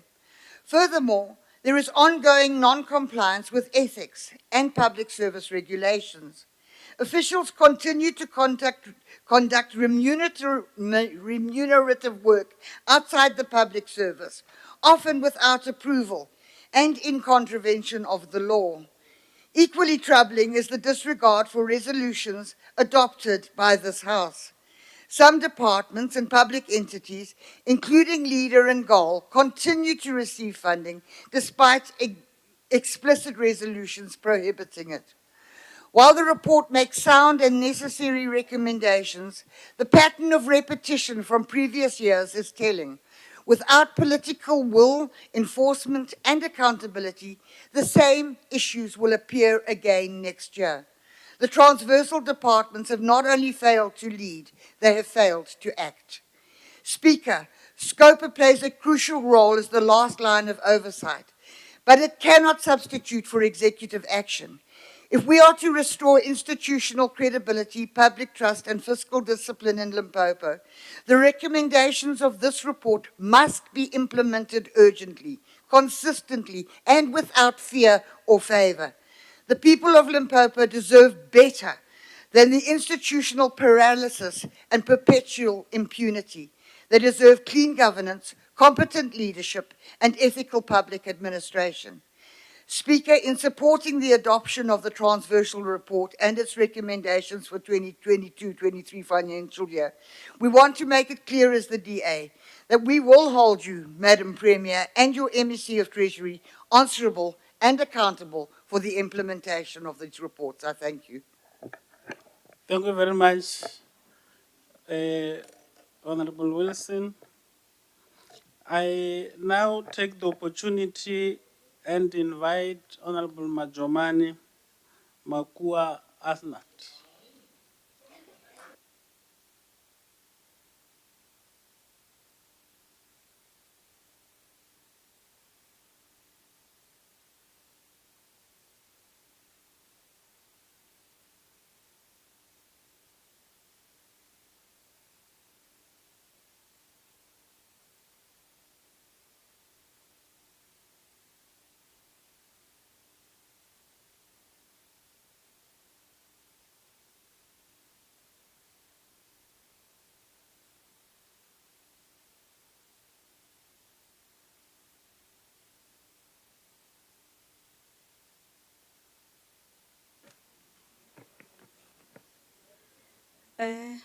Thank you very much, Honorable Madam Speaker, Honorable Premier, Hunari, Askukun, Honorable Deputy Speaker, Chief Whip of the Majority Party, Chair of Chairs, leaders of opposition parties, leader of governments, businesses, honorable members, Khotso Mbana beshu, leaning like Reste Jesu. Allow me to commend the people who joined other South Africans in celebrating the Mandela Day, which passed 4 days back. It is well known that so far that the 18th of July is Mandela Day. However, the whole month of July is regarded as Mandela Month. This month gives us courage to the society as a whole to work hard for the betterment of the lives of society. Those who are legislators must ensure that all laws that are passed are in line with the democracy that the society launched for. July is the month which has various national and international events which also encourage governments to take action. Honorable Speaker, we commend the 7th department on the achievement of the planned target in the previous year of 2016 to 2023 financial year. However, only 2 departments were able to achieve new clean audit outcomes during 2022-2023 financial year. These departments are the legislature and LIDET, and the Office of the Premier managed to achieve the clean audit outcome in the financial year 2020 to 2022, and Treasury achieved in the financial year 2017 to 2022. In the financial year 2022-2023, regressed from achieving the clean audit outcome to an unqualified audit opinion. The committee is concerned that the Department of Education, Health were consistently achieving qualified audit opinion through the financial years. The Department of Health only achieved an unqualified audit opinion with material misstatements in 2019-2020 financial year. This creates an impression that the Treasury was not providing assistance to ensure that these 2 departments improve on the implementation of the recommendations by the Auditor-General of South Africa and the recommendation by SCOPA in previous. During consideration of the report from various departments, the committee recommends that Office of the Premier and the Treasury must ensure that all departments improve on their audit outcomes.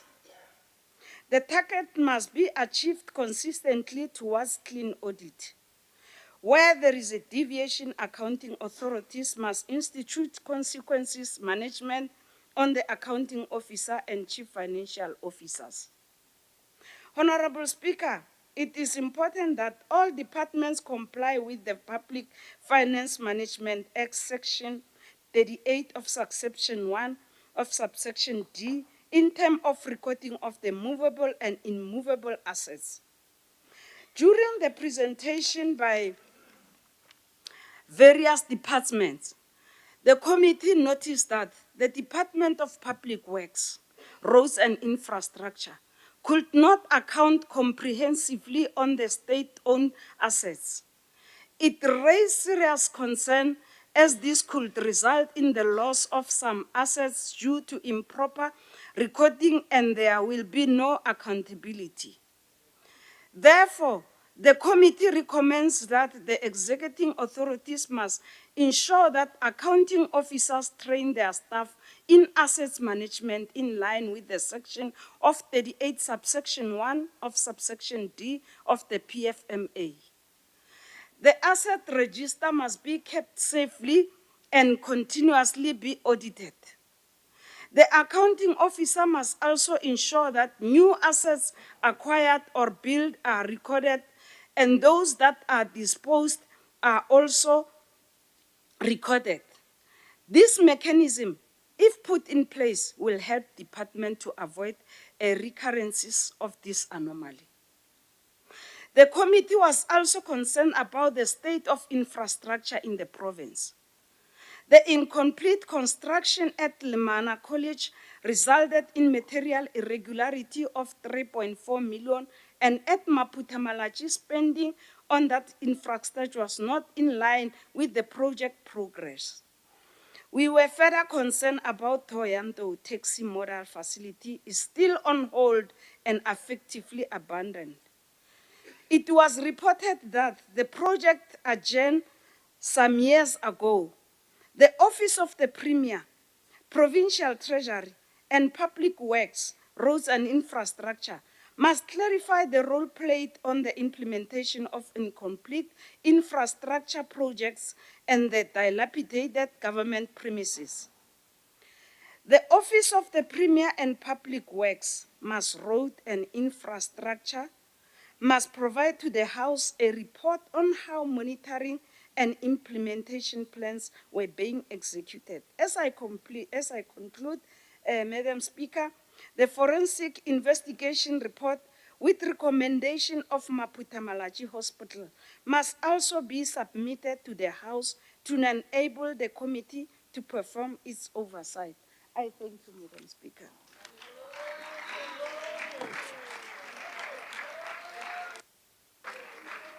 Thank you very much.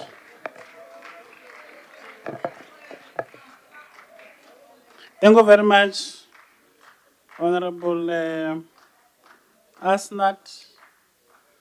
And thank you very much for saving us some time.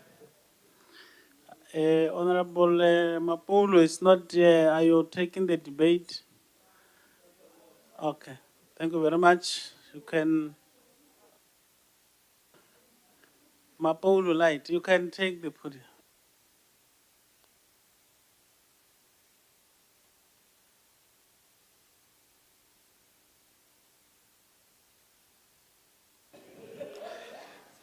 Ke a leboga Mospikara wa Motšwaoswere.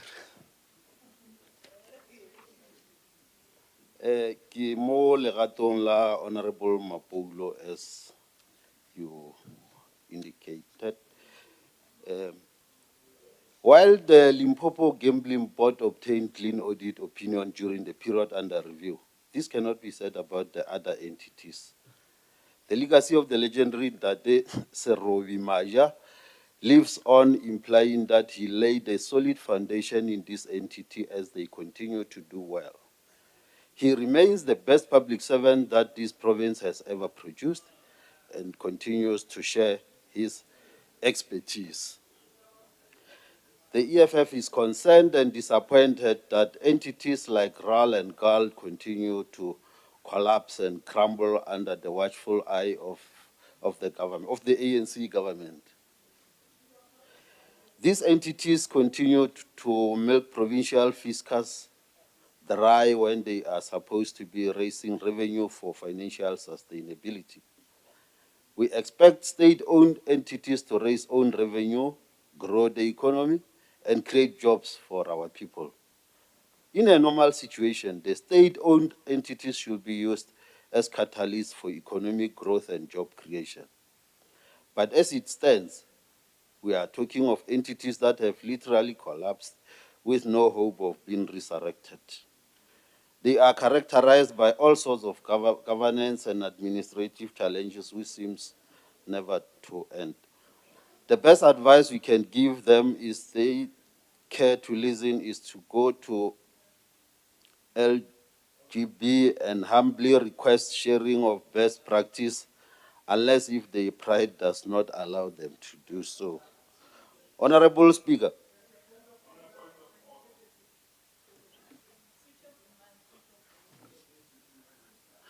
Honorable Selani. Ke a o leboga mo speakera wa letšatši. Ke nyaka o bontšha Honorable Magolo gore taba tše a di bolelago ka bontate Serobe Maja ke taba tša di-entity. And go ya ka the order paper e a bontšha gore gana jwale re bolela ka provincial treasury ye e le gore o swantše a e seka-seka. So now the entity little after. So I'm not so sure as to whether is he aware that he's reading a wrong statement in a wrong item. So that is why I want to raise order on him to reserve what Surubi Maja of the Gambling Board did for the next item. For now, he must speak about issues relating to provincial treasury and for financial year. Dango. Thank you very much, Honorable Slani. I think the Honorable Member is at liberty to traverse how he wished to do that on behalf of his party. Please allow him to proceed. Allow the Honorable Member to proceed with his debate. leboga Mospikara wa sebakanyana. E re ke tswele pele ka go bala ke kgone ke re feleletše ka go hlompha nako. The best advice we can give them, the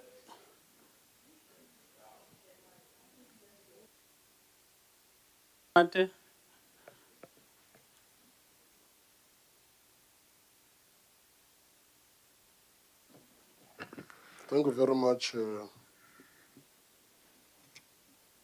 Acting Speaker, in the absence of the elected Speaker. Speaker, it is not in my nature to question the authority, but it is within my rights to advise the authority. It cannot be correct that Honorable Maolo is allowed to debate on matters that have never been tabled in this House. It cannot be correct.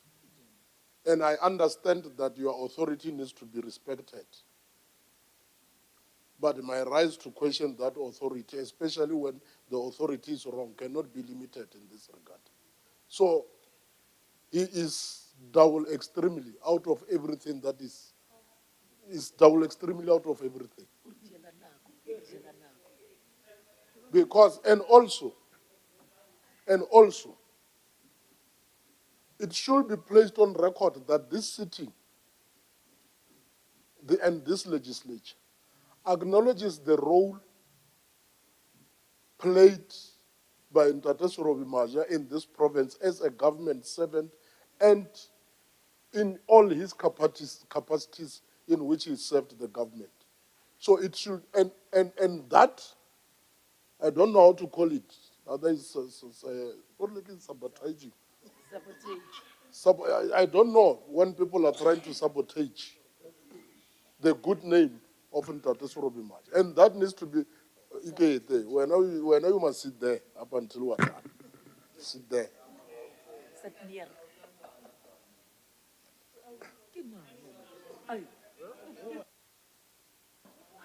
Sit down, Chef. Thank you very much, Honorable Mati. I think your point is sufficient. I am correctly advised in terms of the point you are making. However, allow the speaker to proceed with his debate. I wouldn't have anticipated from where I'm sitting that the speaker is going to debate in the manner that he's debating. And I think for the order and the decorum of the House, allow me to direct in the manner that I do. Proceed, Maolo, and sorry, he's proceeding. Sit down. The speaker is a debate. Sit down, Honorable Matt. Ke a leboga, Honorable Speaker. Honorable Speaker, it is unfortunate and regrettable that the Limpopo Development Agency has not yet implemented all the House resolutions from 2014, 2015 to 2020 and 2021. Bear in mind, but the Speaker has made a ruling. Can't we just respect and so that we finish and then?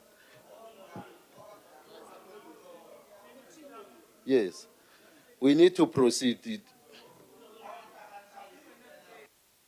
Just a moment. Just a moment. No, thank you very much. Thank you very much, honorable members. You would recall that in this House, we have an experience of members debating wrong speeches. And the honorable member is not immune. I just wanted to protect him. Perhaps I must check if he has got the right speech. And if not, he would be debating on a matter which we are still going to deal with. So I just wanted to allow him because it seems like I think it's in the nature of the EFF members to debate wrong speeches. So I think in that light, just check if you do not have, you still have 4 minutes, honorable member. If you do not have the correct and relevant speech for the debate, and if not, I think you will come later when we deal with the matters that you are raising. And I think the honorable members were correct. I was just firm because I felt the members were a bit disruptive. But I think on that note, you can check the speech or sit down. Thanks, Honorable Speaker. Indeed, you made the ruling, and when you retract it or correct it, we will accept. Thank you very much. Thank you very much, honorable members.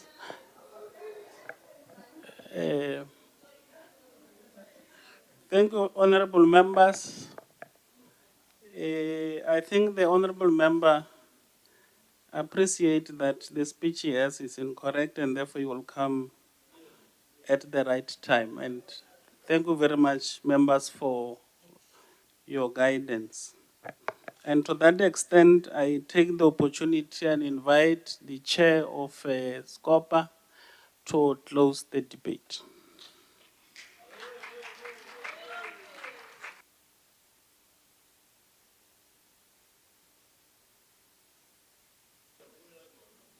Thank you, Honorable Speaker. And I just want to make the House or remind the House that this report is the report for 2022-2023.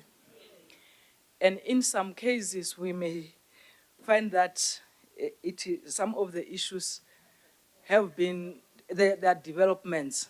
So please bear with us so that we give the picture of what transpired during that particular financial year.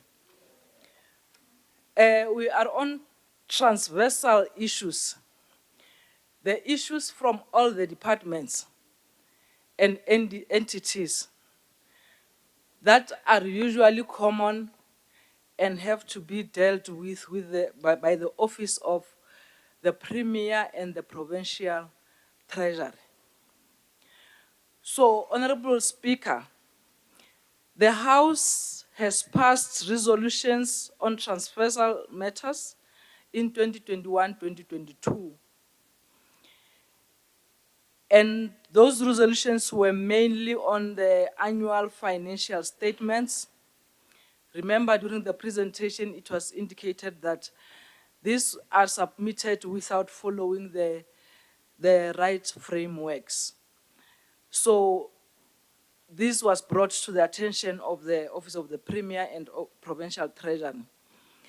The other matter is on the AROPS, which is remunerative work outside the public service, unwanted expenditures, consequence management, and the funding of the 3D public entities, and in particular LEADER and GAL. Honorable Speaker, most of these resolutions were not resolved. The Office of the Premier and the Provincial Treasury play a pivotal role in supporting departments and public entities by providing strategic leadership, financial oversight, technical assistance. The OTP ensures policy alignment and accountability, while Treasury enforces fiscal discipline, manages budgets, and builds capacity for effective financial management. On the AFS, the departments and public entities continue to prepare the financial statements that do not comply with the prescribed financial reporting standards. It is the role of the PT to ensure that the departments receive adequate financial management and training to prepare these AFS that are in line with the financial reporting standards. On AROPS, there are still officials who are conducting business with the state, a matter that SCOPA we strongly condemn. Accounting officers in the departments failed to take action against the responsible officials and recover money from the officials who earned money irregularly.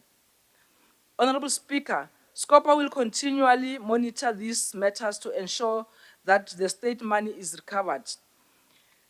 On unwanted expenditure, and unauthorized expenditure, there is a balance of 20.1 million irregular expenditure, and also the fruitless and wasteful expenditure of 14.038 billion, which is a very serious challenge that the OTP and PT must ensure that this is resolved. And like we've indicated that the irregular expenditure is in the main because of non-compliance. And if we can have internal controls, comply with the regulations, I am telling you, Premier, that this province, all the departments and entities will get clean audits. Just a matter of compliance. Honorable Speaker, SCOPA noted that there are some departments that did not incur any fruitless and wasteful expenditure. And this is a sign that indeed they are working towards clean audits and they are working towards resolving the issues that we have raised. One of such departments is the Department of Sports. In 2022-2023, they have not incurred any irregular or wasteful expenditure.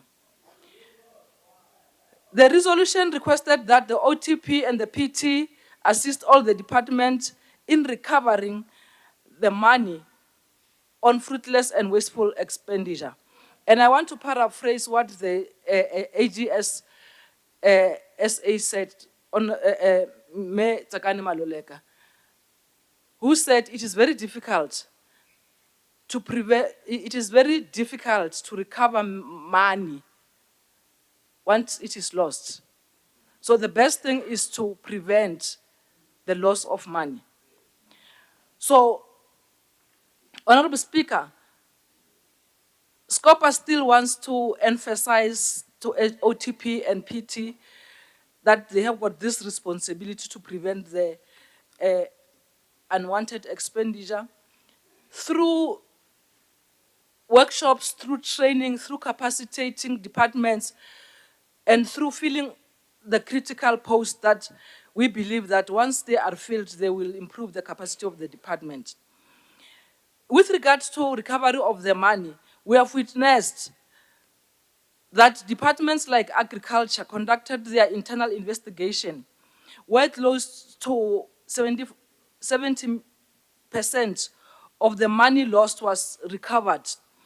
And the Department of Social Development as well, where officials were erroneously paid the money of performance bonuses, were able to repay the money.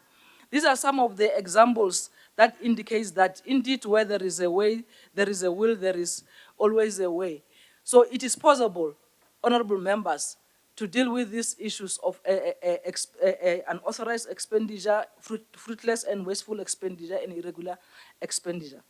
Consequence management cannot be overemphasized, that indeed it must be implemented so that we are able to correct the wrongs that were done by these officials. And sometimes they just repeat the same offenses, knowing that nothing is going to happen to them. They are only going to get the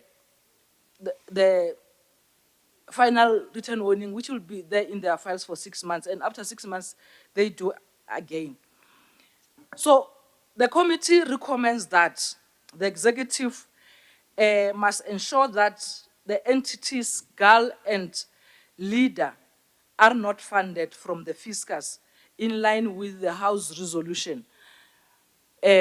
Number 5, recommended by SCOPA and adopted by the House in the financial year 2021-2022. And remember, this resolution can only be rescinded by this House if it has to be rescinded. The committee further recommends that both GAL and leader must, on a quarterly basis, submit satisfactory sustainable reports to SCOPA for the committee to assess if funding, to assess it for further funding. We further recommend that the OTP and PT must also provide quarterly progress report to SCOPA for the implementation of the developed sustainable strategies. Honorable Speaker, the committee has observed with concern during the public hearing that the rate of funded posts, and remember this is 22-23, of funded posts in the department of, in most of the departments and entities was very high. And that is in violation of Public Service Regulation 65, which is read with Employment Management Circular 38 of 2020, as issued by the Department of Public Service and Administration. We therefore recommend that the executive authorities must identify funded vacant posts and ensure that accounting officers and accounting authorities advertise and fill all funded posts position as a matter of urgency. We further recommend that the executive authority must brief SCOPA and portfolio committees on the progress on quarterly basis. As we conclude, Honorable Speaker, we want to quote the chairperson of the Provincial Treasury, Honorable Maseka Piedi, when he said, "The true measure of success will not be found in the audit opinions, but in striving communities across our provinces. This means that the audit outcomes, as much as they are important to get cents and rents correct, but if the service delivery issues are not taken into consideration, it will not have a positive impact. We therefore move that this report be adopted." Thank you very much.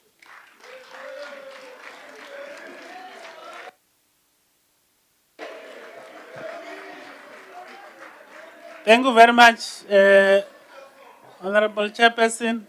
I'm not Honorable Chair of SCOPA. I don't know if you want to sit down and stand up again. You can then proceed consistent with the guidance that this House got from the speakership that the Premier will only respond to debates at the tail end of debates. So you can proceed with the consideration and adoption of the following reports of the Standing Committee on Public Accounts 7.3.1 until 7.3.5, Chair. Thank you, Honorable Speaker. We present for consideration and adoption the following reports of SCOPA. One, report on the Auditor-General on the financial statement and performance information of Limpopo Economic Development Agency leader for the financial year 2022-2023. We therefore move. Speaker. Thank. Any seconder? Honorable Letsafu.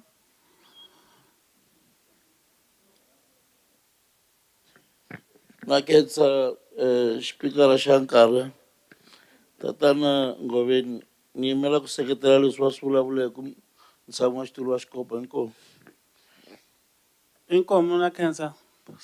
Chair, proceed. Thank you, Honorable Speaker.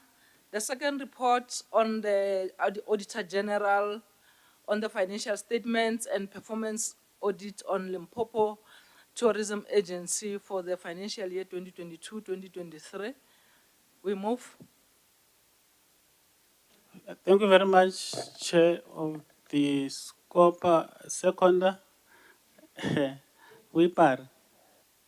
Thanks very much, Deputy Chief of Chairs. I, Bongani Nkwanyane, stand to second the adoption is moved by the Honorable the Chair of SCOPA. I thank you.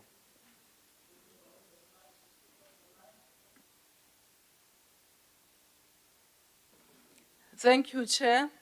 The next report is the report on the Auditor-General on the financial statement and performance audit to Limpopo Gambling Board for financial year 2022-2023. So we submit for. Thank you very much, Chair of SCOPA, Honorable Mokwele. Any seconder? Honorable Piedi. Thank you, Chair. After being quoted, it will be wrong not to second the presentation made by Honorable Mukwele. Thank you so much. I second. Honorable Chair, Honorable Chair, proceed. Thank you, Honorable Speaker. The report on Auditor-General on the financial statements and performance audit of Gateway Airport Authority Limited, GAL, for the financial year 2022-2023. We move. Thank you very much, Honorable Mokwele. Yeah, I know we Paris, they are secondists. Honorable Nkonya. As a witness, Chair, I, Bongani Nkonyane, stand to second the proposal is moved by the Honorable the Chair of SCOPA. I thank you. Honorable Chair, proceed. Thank you, Chair. The report on the Auditor General on the financial statements and performance audit on Road Agency Limpopo for the financial year ending 31st March 2023. And we move. Thank you very much, Honorable Munisi. Na Cancer Acting Speaker, ni yimele ku ta seketela ku amukeriwa ka ripoto ka ndlu leyi kulukumba ya milawu ya Limpopo. Inkomu. Mike Inkomu Cancer, Honorable Munisi. I will now take the opportunity and refer to the speakers list. The first honorable member to open the debate is Honorable Thabo Mabocha.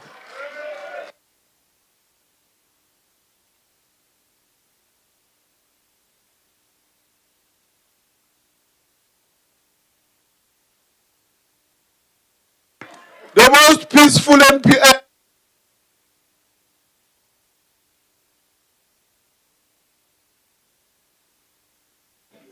Thank you very much, Speaker. Greetings to you once again, Speaker, Deputy Speaker, Deputy Chief Whip, the entire Whipari,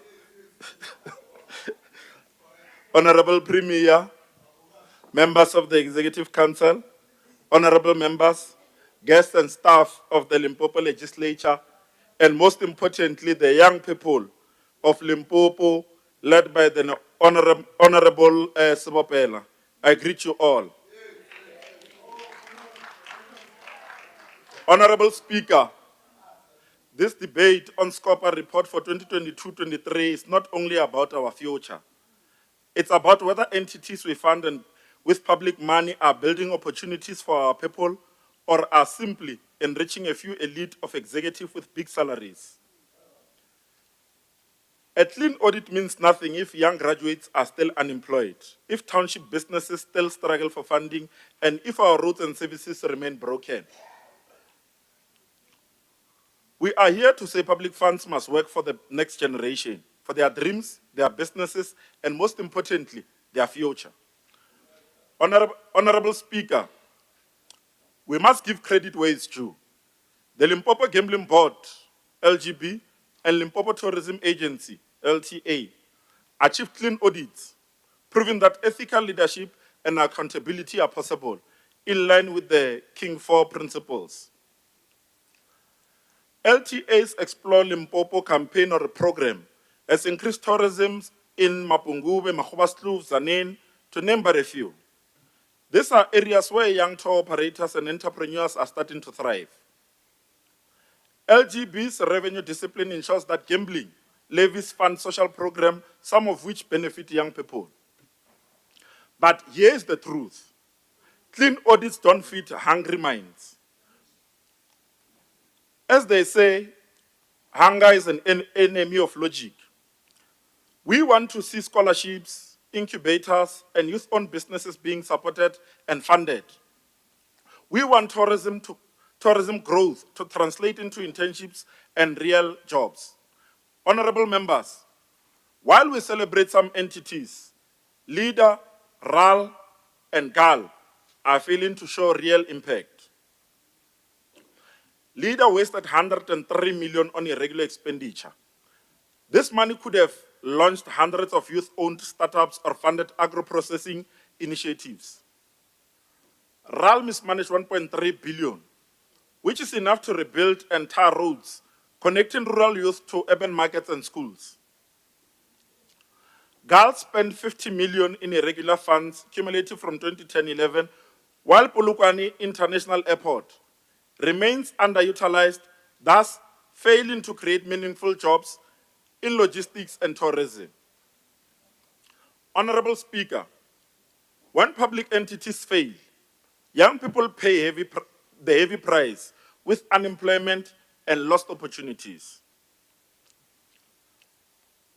Honorable Premier, LEADER is a 3D entity, which means that it should be generating its own revenue, not waiting for government handouts. Yet executives earned 53 million collectively, with the CEO earning 4.18 million, while youth enterprises support remains minimal, yet the high-earning executives still expect a bailout from government. This can be business as usual. We will not pay executives for sitting in boardrooms while young entrepreneurs struggle to find funding. Leaders' pay must be tied to revenue creation, job creation, innovation, and nothing less. Honorable Speaker, we need entities that think like startups, not all bureaucracies. Entities need to use blue ocean strategies. LEADER could create new value chains like agro-processing, hubs, township enterprise incubators, and tech-driven platforms.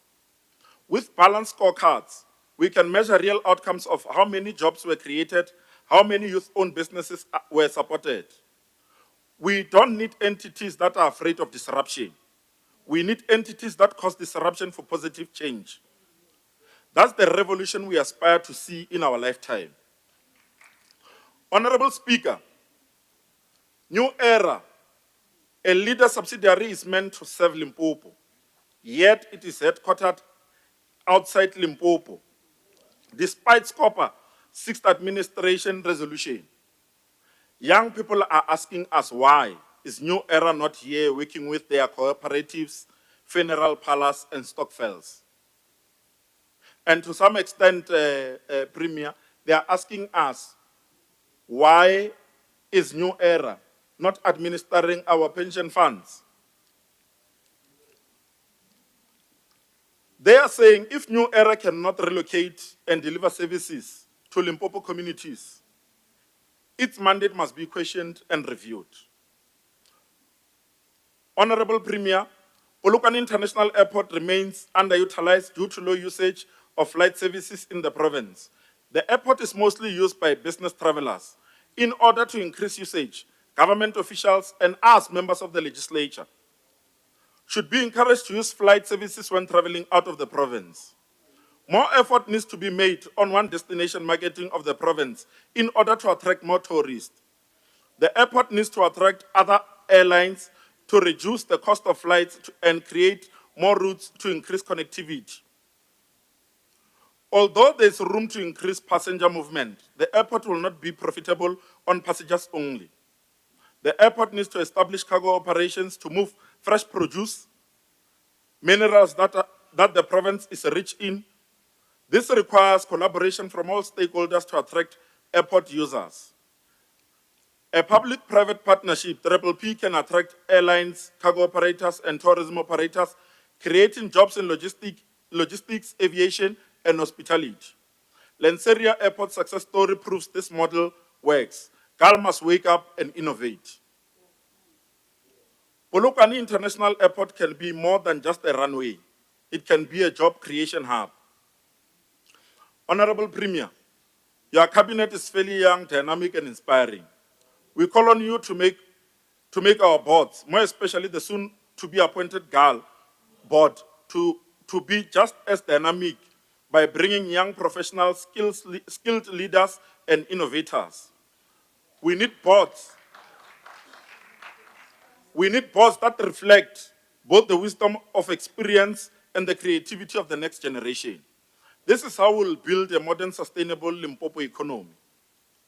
Honorable Speaker, the Steinhoff scandal teaches us that when boards fail to ask questions, entire companies collapse. Therefore, we cannot let our entities become the next cautionary tale. Audit committees must be active. Executives must be held accountable. We need leadership that is as honest as it is bold. Speaker, it breaks my heart to say this, but it seems that as if we are watching the slow death of excellence in our public service and public entities. Talented, dedicated managers who give their all for the people are being destroyed or pushed out far too early. And if this continues, how will we ever convince experienced, qualified professionals to join the public service of tomorrow? Let me be crystal clear. I'm not talking about corruption because corruption is theft and must be rooted out. But this is a world of difference between corruption and innovation. Yet in our current climate, even the boldest, most forward-thinking initiatives are treated with suspicion, not celebration. We must create a public service that encourages creativity, rewards initiative, and embraces transformation, not one that crushes the very people who dare to build something better. Honorable members, we must adopt this SCOPA report for 2022-23 as a commitment to young people's future, demand turnaround plans that prioritize youth-owned businesses, startups, and job creation, tie executive pays to results, revenue generated, jobs created, and innovation delivered. Ensure New Era Life relocates and works directly with Limpopo communities. Push GAL to innovate and open doors for tourism, trade, and new industries. Yeah, in conclusion, Speaker, this debate is for young minds of Limpopo, the entrepreneurs, the graduates, employed and unemployed, the innovators and the hustlers. We must challenge every entity to stop chasing paychecks and start chasing progress. I call on all honorable members to adopt this SCOPA 2022 report and hold every board accountable for building the future of our people. So they so deserve. I thank you. Thank you very much. I now invite Honorable Wilson.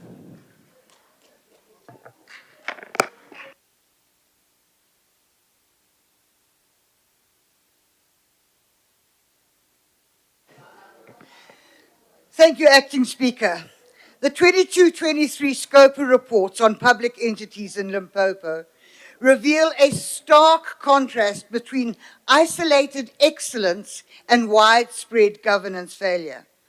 While the Limpopo Gambling Board, LGV, achieved a clean audit outcome, most other entities, including the Limpopo Economic Development Agency, LEADER, and Gateway Airports Authority Limited, GOL, remain mired in stagnation, non-compliance, and recurring financial mismanagement. The LGB stands out as a model of sound governance, demonstrating that clean administration, financial discipline, and adherence to legislative frameworks are possible within the provincial context. However, the situation in entities such as LEADER and GOL is deeply concerning. Both have remained stuck with qualified audit opinions and matters of emphasis for multiple consecutive years. Despite repeated SCOPA resolutions, some dating as far back as 2014, there has been little or no progress in correcting audit findings or restoring financial credibility. This persistent non-compliance reflects not just operational weaknesses, but a failure of leadership, board oversight, and executive accountability. Irregular, fruitful, and wasteful expenditure remains endemic. Leader incurred over 21 million in new irregular expenditure during the year under review, with a group cumulative total of 103 million. And fruitful and wasteful expenditure exceeded 12 million. GAL has recorded more than 50 million in cumulative irregular expenditure and 9 million in fruitless expenditure. These figures reflect a widespread failure to adhere to procurement legislation, ineffective contract management, and a disregard for public funds. Perhaps more troubling is the absence of consequence management. Investigations are often not conducted, disciplinary processes are delayed or entirely omitted, and officials implicated in serious financial misconduct remain in their positions without sanction. This culture of impunity undermines public trust, entrenches maladministration, and defeats the constitutional promise of accountable governance. The financial control environment within these entities has also deteriorated. Basic financial disciplines such as revenue collection, asset management, and the timely submission of quality financial statements have collapsed in some instances.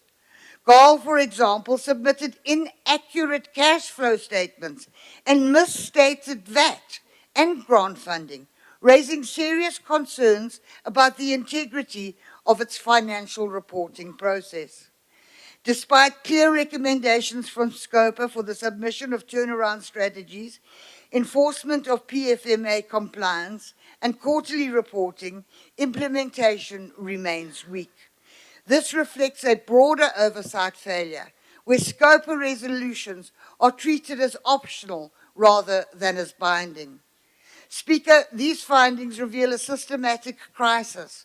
While the success of LGB shows what is possible, the ongoing failures at LEADER and GAL cannot be ignored.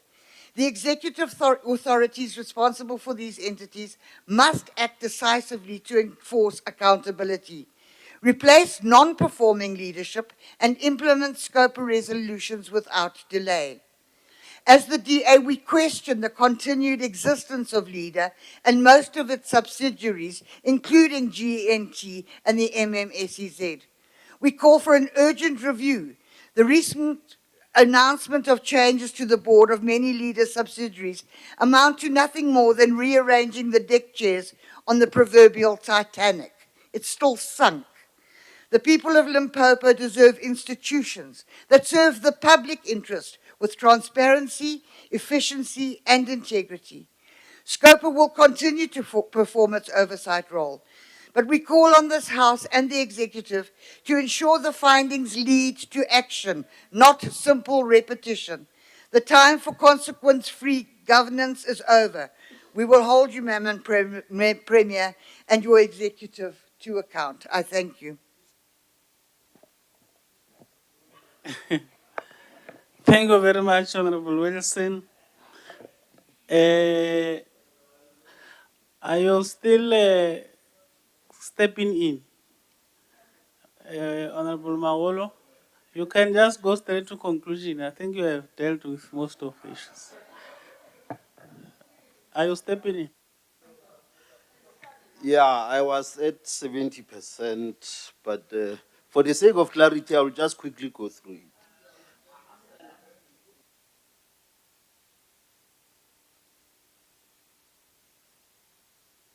Oh, my apologies, Honorable Mawolo. You can sit down. I think I skipped an honorable member. Yeah. You can be revising that conclusion. Honorable Mantata Mahasen.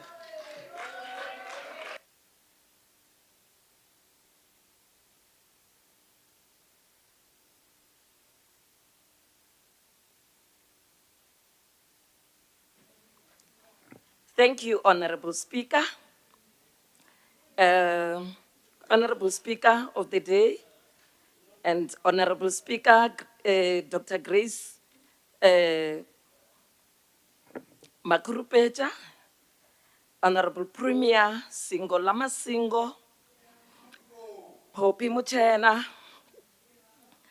Honorable Deputy Speaker, Mam Robela Grace, Chief Whip of the Majority Party, Honorable Esop Mokhonyana, and his Deputy, Honorable Munama, Chair of Chairs, Honorable Mukoni, and Deputy Chair of Chairs, Honorable Ngobeni, who is the acting speaker of the day, Leader of Opposition Party, Auditor-General, who is with us here, Honorable MECs, Leader of Government Business, MEC by SCOPA, Makamu, staff and our guests in the gallery, honorable members, I greet you.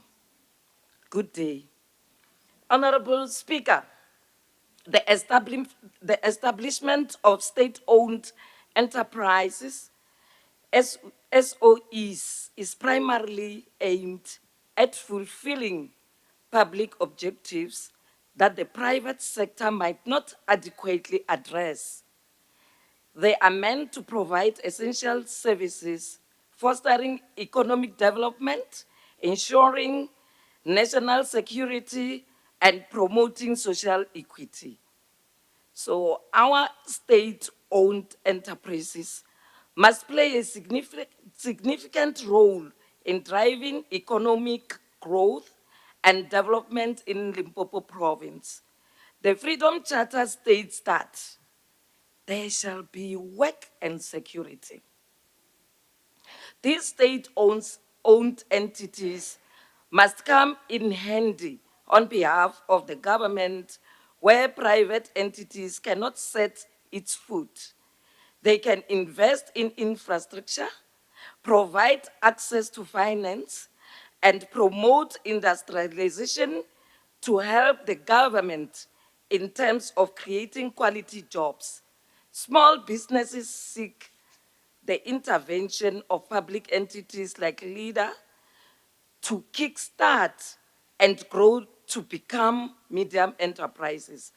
These public entities must generate revenue for the government, which can be used to fund public services and reduce the need for taxation if they are profitable.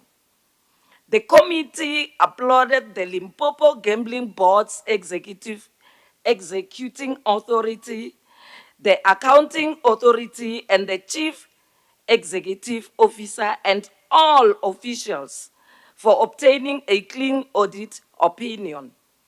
It should not be the last time that this exemplary is set.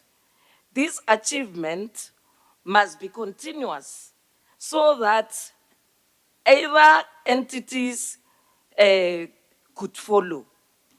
The committee would continue to conduct its oversight role to ensure that there is no deviation along the way.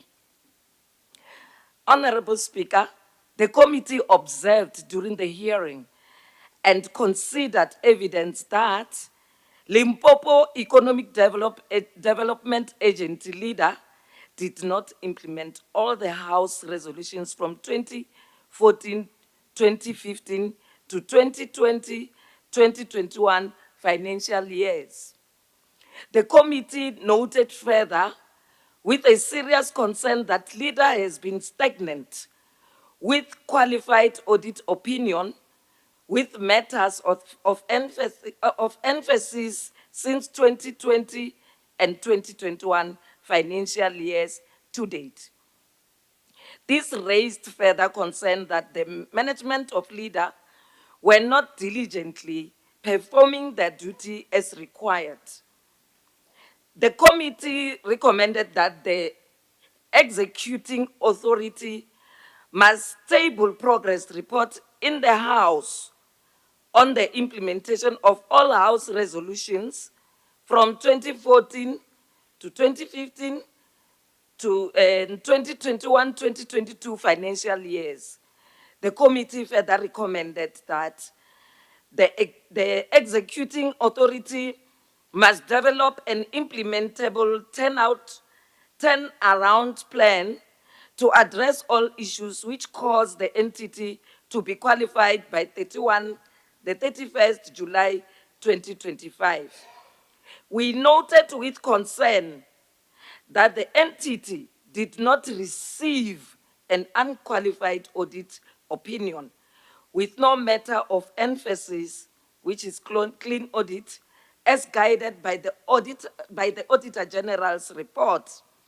This anomaly poses a serious challenge that the public entity might regress worse if there may be no consequence management on the part of the leader management. The committee recommended that the executing authority must table progress, report in the House every quarter on the implementation of all House resolutions with effect from the 31st of August 2025. Furthermore, the committee recommended that the executing authority must brief both SCOPA and the Portfolio Committee on Economic Development, Environment and Tourism on quarterly basis until all resolutions are fully implemented.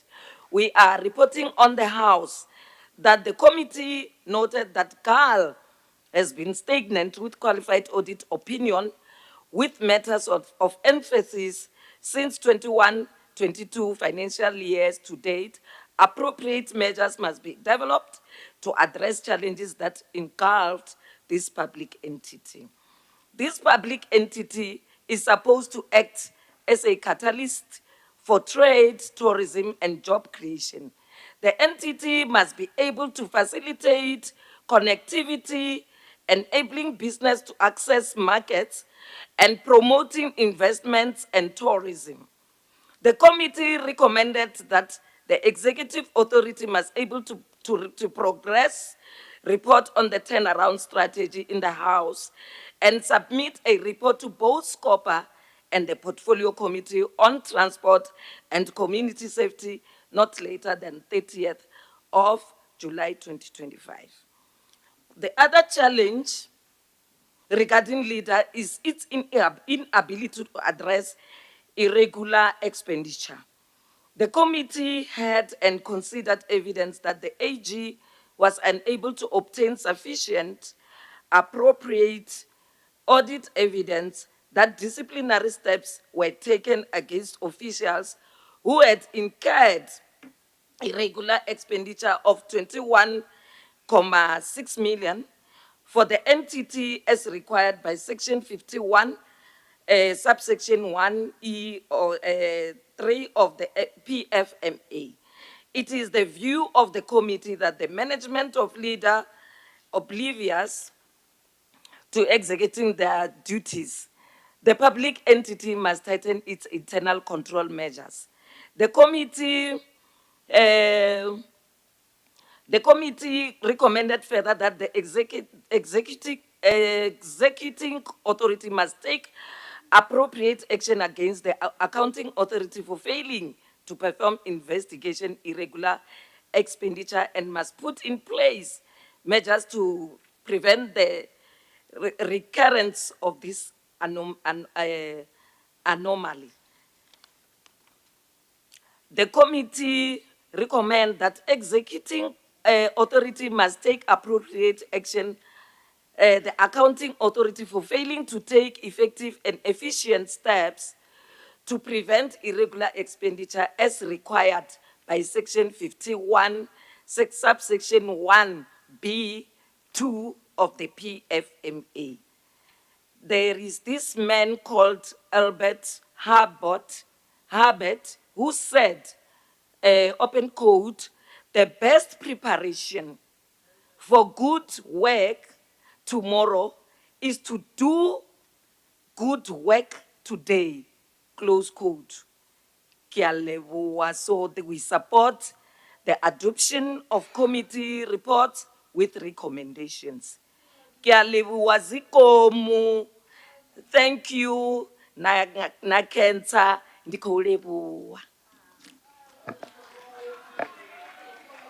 Thank you very much. Thank you very much, Honorable Mantata Mahasela. I now invite Honorable Magulu.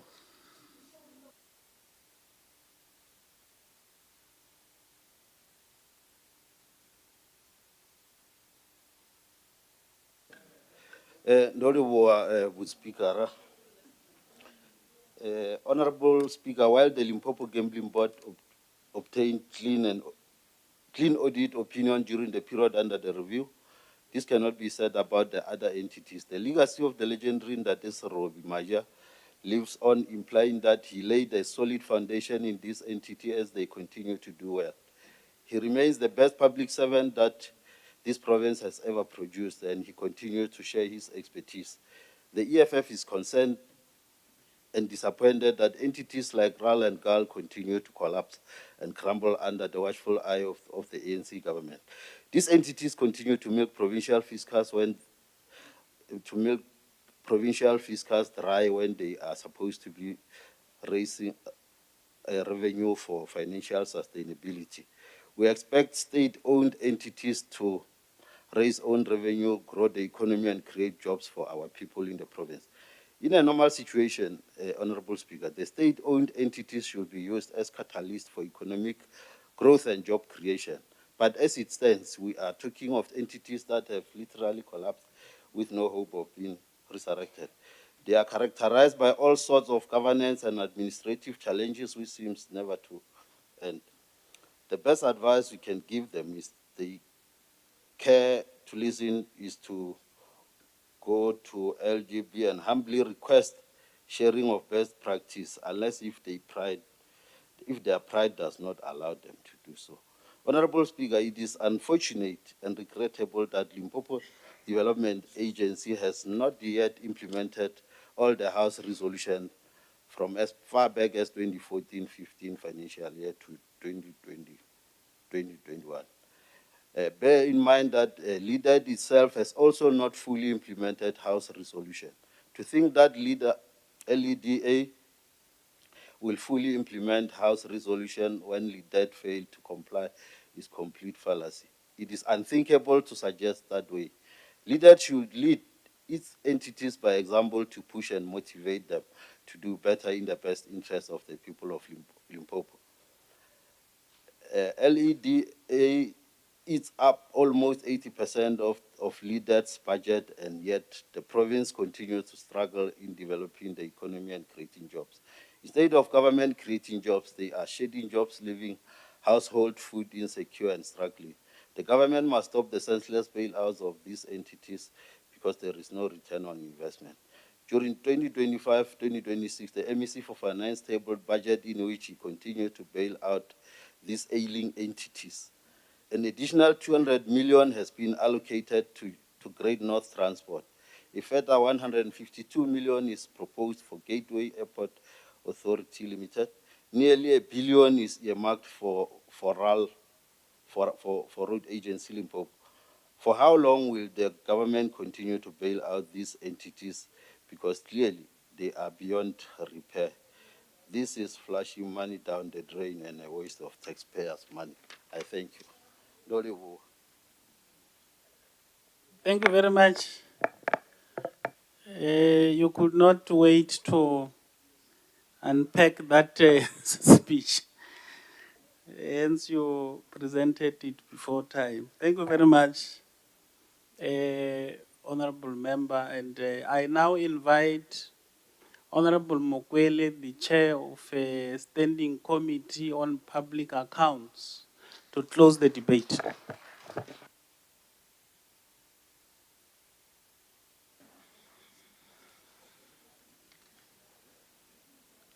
Thank you, Honorable Speaker. We take this opportunity to present the report on the entities which are meant to support the government to accelerate economic growth and development, create employment, and give our people services to improve their living conditions. But, however, there are three issues that we want to point out which cause paralysis to these very important entities. Non-compliance, lack of consequence management, and lack of internal controls. For the period under review, the public entities struggle to achieve their objectives of empowering our people in terms of job creation and even growing the economy. They also struggled to implement the House resolutions, seeing RAL failing to even meeting 50%. They performed at 32% of the resolutions that were presented to them. And that shows that if they were to improve with this situation, it is not going to be possible, because these resolutions are able to come, or they request the entities to come up with measures to improve. So if you don't implement them, it means that you will remain stagnant. And we are saying, like we indicated, that on quarterly basis, we are going to check these resolutions, the progress, and we are starting next week, and I hope that you are ready to appear before the SCOPA, in particular with the progress of the House resolutions. The other issue is on the irregular expenditures that we have indicated that indeed the province incur huge amounts of money, mainly as a result of non-compliance with the supply chain management. And like it was indicated, RAL incurred 1.3 billion of irregular expenditure, which was incurred in excess of the approved budget, in contravention with section 53.4 of the PMFA, and also incurred because of the irregular appointment of the service provider. The AGSA indicated that they were not using resources or utilizing resources economically as required by section 57B of the PFMA. Leader as well for the group 103 million is too much. GAL as well, those figures have been indicated. So the irregular expenditure is general caused by non-compliance with the SCM. The AGS once indicated that if we can't get credits and debits right, it is unforgivable, because these are some of the things that we can just comply and then get those things right. The AGSA also raised that no disciplinary actions were taken against officials implicated. Non-compliance is also linked to the lack of capacity, where strategic positions remain vacant for a long time. This weakens the capacity of government and public entities. Furthermore, the committee has noted with concern that the irregular expenditure from GAL was as a result of the payments which was made before the services were rendered, in contravention with the Treasury Regulations 31.1.2. Paying in advance is a very serious offense, Premier. This shows how serious the issues are, and an urgent intervention is needed to salvage the public entities.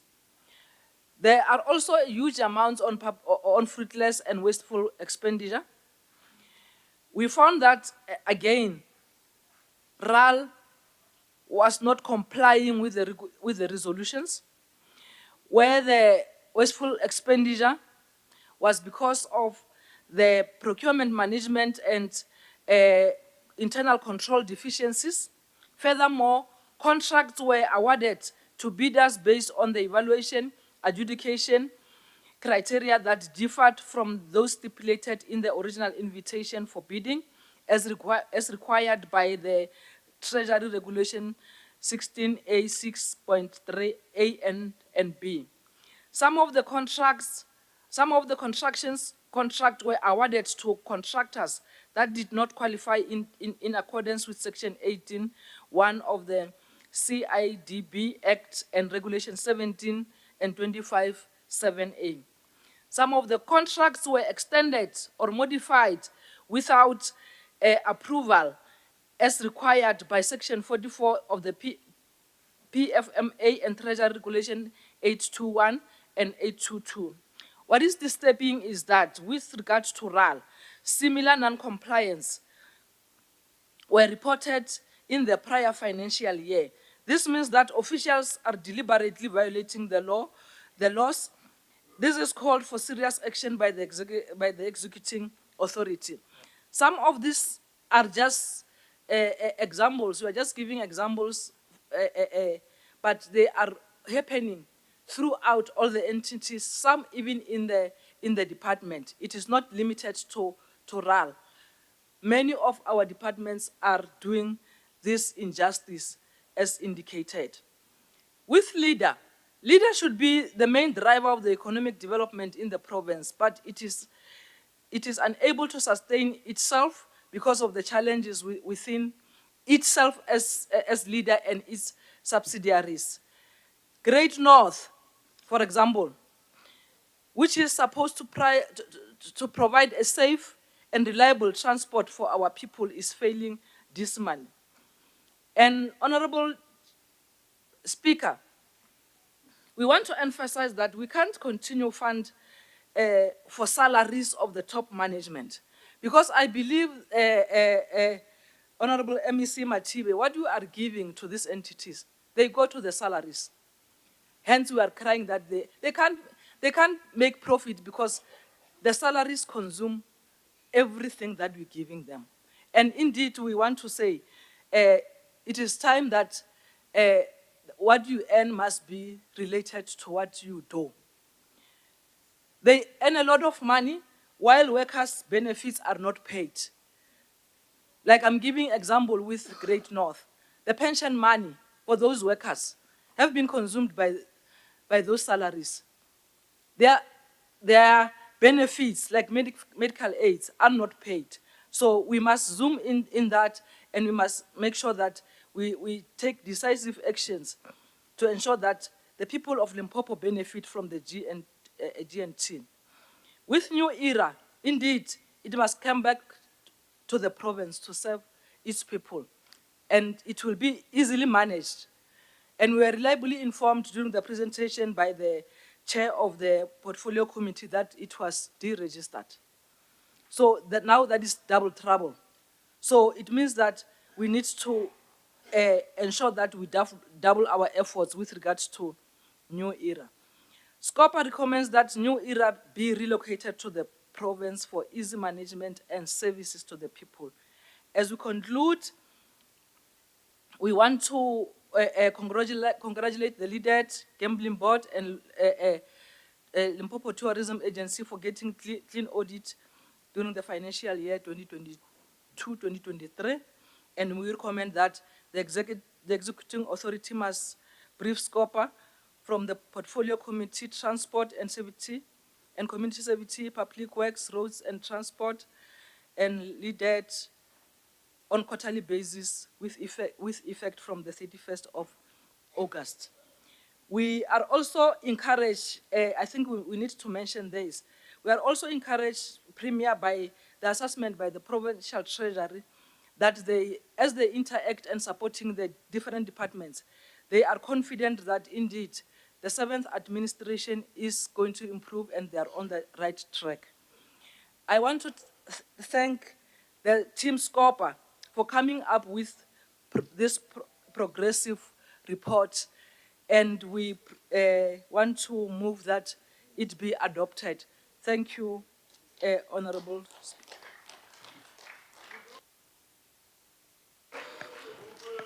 Thank you very much, the Chair of the SCOPA, I will now take the opportunity and invite the Premier of the province, Dr.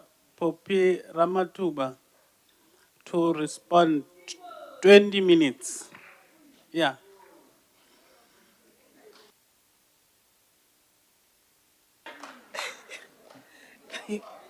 Thank you, Honorable Speaker, the Deputy Speaker, and Deputy Chief Whip and the entire whippery. Yes. Members of the Executive Council, you can see, Honorable Speaker, we comply. We are a full house. There's no single apology. That's the first sign of us to respect this house. Honorable members who are here, the chairpersons of different portfolio committees, because before the SCOPA can come in, the chairpersons of the different committees who deals with the current situations are the ones who are also very important when we come to the issue of SCOPA. And of course, the chair of SCOPA and all members of SCOPA, the members of the opposition parties, I see today the absent rate, Honorable Speaker, it's worrisome on a day when we are dealing with very critical matters of the taxpayers. These are, SCOPA holds us accountable. Our voters voted for us to come here and make sure that you hold us as the executive accountable. And Honorable Chair, last week when we were debating the member statement about traditional council, I heard every political party commenting, which was good and we appreciated. Today, when there was an executive member statement dealing with a societal matter, the issue of education, we were left with only the chair of the portfolio committee debating or giving an input on behalf of the African National Congress. It is a worrisome for us as the Executive Council when we don't, as this House, take education very serious. Honorable Speaker, as the chair of the committee has indicated, the committee, SCOPA, it's a committee of the past. It's the committee of the past that deals with the history. And what we have done wrong in the past, but not talking about what is the current situation. Therefore, when we debate, it is also important to look at the fact, while other members will think that report is reflecting on what the current situation is. I mean, I'm listening when we are talking about the agriculture, a grant which has been not been able to be spent. Yes, it's true in that particular year, we have not been able to spend the 40 million, but having implemented a number of improvement, hence I'm saying the chairperson of different portfolio committee must also be given the credit, because on a quarterly basis, when we don't spend, we are meeting them and they are holding us accountable. That's why if you look at the current situation, the expenditure has improved to the overall of 98.7%. And that is as a result of the work that has been done. In the past, we have not done well. Honorable Mahulo, I hear you are still so, I hear somebody who's still within the municipality while we are here at the legislature. Starting with our members' statement, you take us back calling for executive mayor to come and account in a house that he doesn't sit in. Now you come in, you are asking us to come and debate when we are debating the AG, I'm told the AGs with us, a special greetings to them, to say we must now debate the water tankers, which if you look at our annual financial statement, it doesn't feature anywhere, because we don't even have water. We are not a water service authority. MEC Makamu, even if he doesn't even have a single truck for water. There will be times where you will be allowed to debate these issues. But the fact of the matter is that here we're dealing with what we have been allocated as budget, and we've got to look into. So you are so really, I'm not sure, probably we need to talk to the leadership there in your organization to say, we might have to take you back to the municipalities where you will be relevant. I'm saying this, honorable members, because I'm saying this because he still continue and accuse us of using private consultants to prepare our annual financial statement. And my question is, which department is utilizing consultants? I know we have got this challenge within our municipalities, which we are working very hard with MEC Makamu and MEC Mawai to find a way how to resolve these issues. Some of our municipalities have already started to show progress on this matter. But now when you are bringing us backwards to say, no, it's our department, all our departments are currently have got their own chief financial officers. They are the ones who prepare this annual financial statement. We're doing them in-house. We have not invited any consultant to deal with our annual financial statement. So you continue you continue to make that mistakes. We are not celebrating the fact that Treasury and Office of the Premier have got the clean audit. There was a time where Treasury and the Office of the Premier, especially during the year under review, have regressed. Now we're saying, yes, we regressed, and we look at the management report, we look at the findings, we realize that there was one or two supply chain issues which were resolved, and we are back to the clean audit. Why do we say there's no way Treasury and Office of the Premier not to get the clean audit?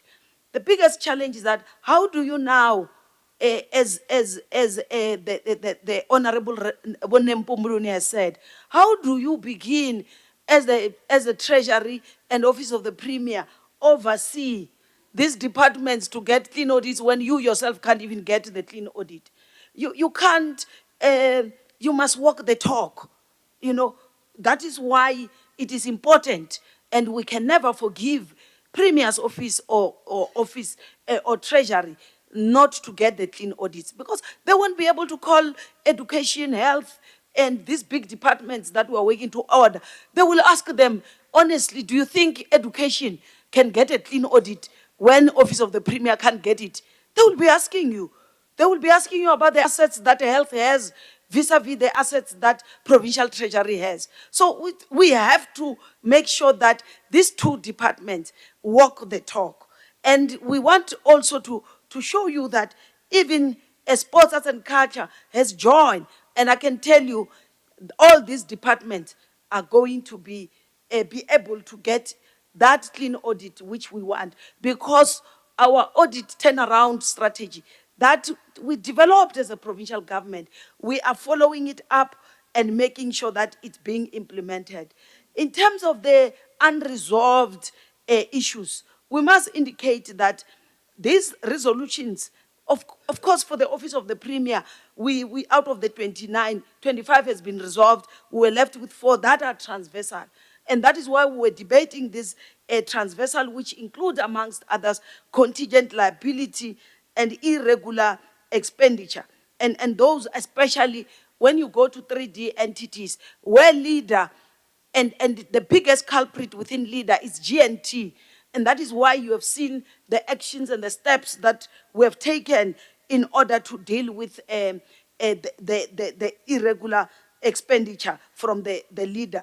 We are also looking at the litigation strategy, where we have come up, because health being the largest culprit, how do we now resolve these issues without having to go through the courts? Because we know Honorable Mabuja, in his other responsibility, they even advertise themselves to say, have you visited a hospital or a clinic lately?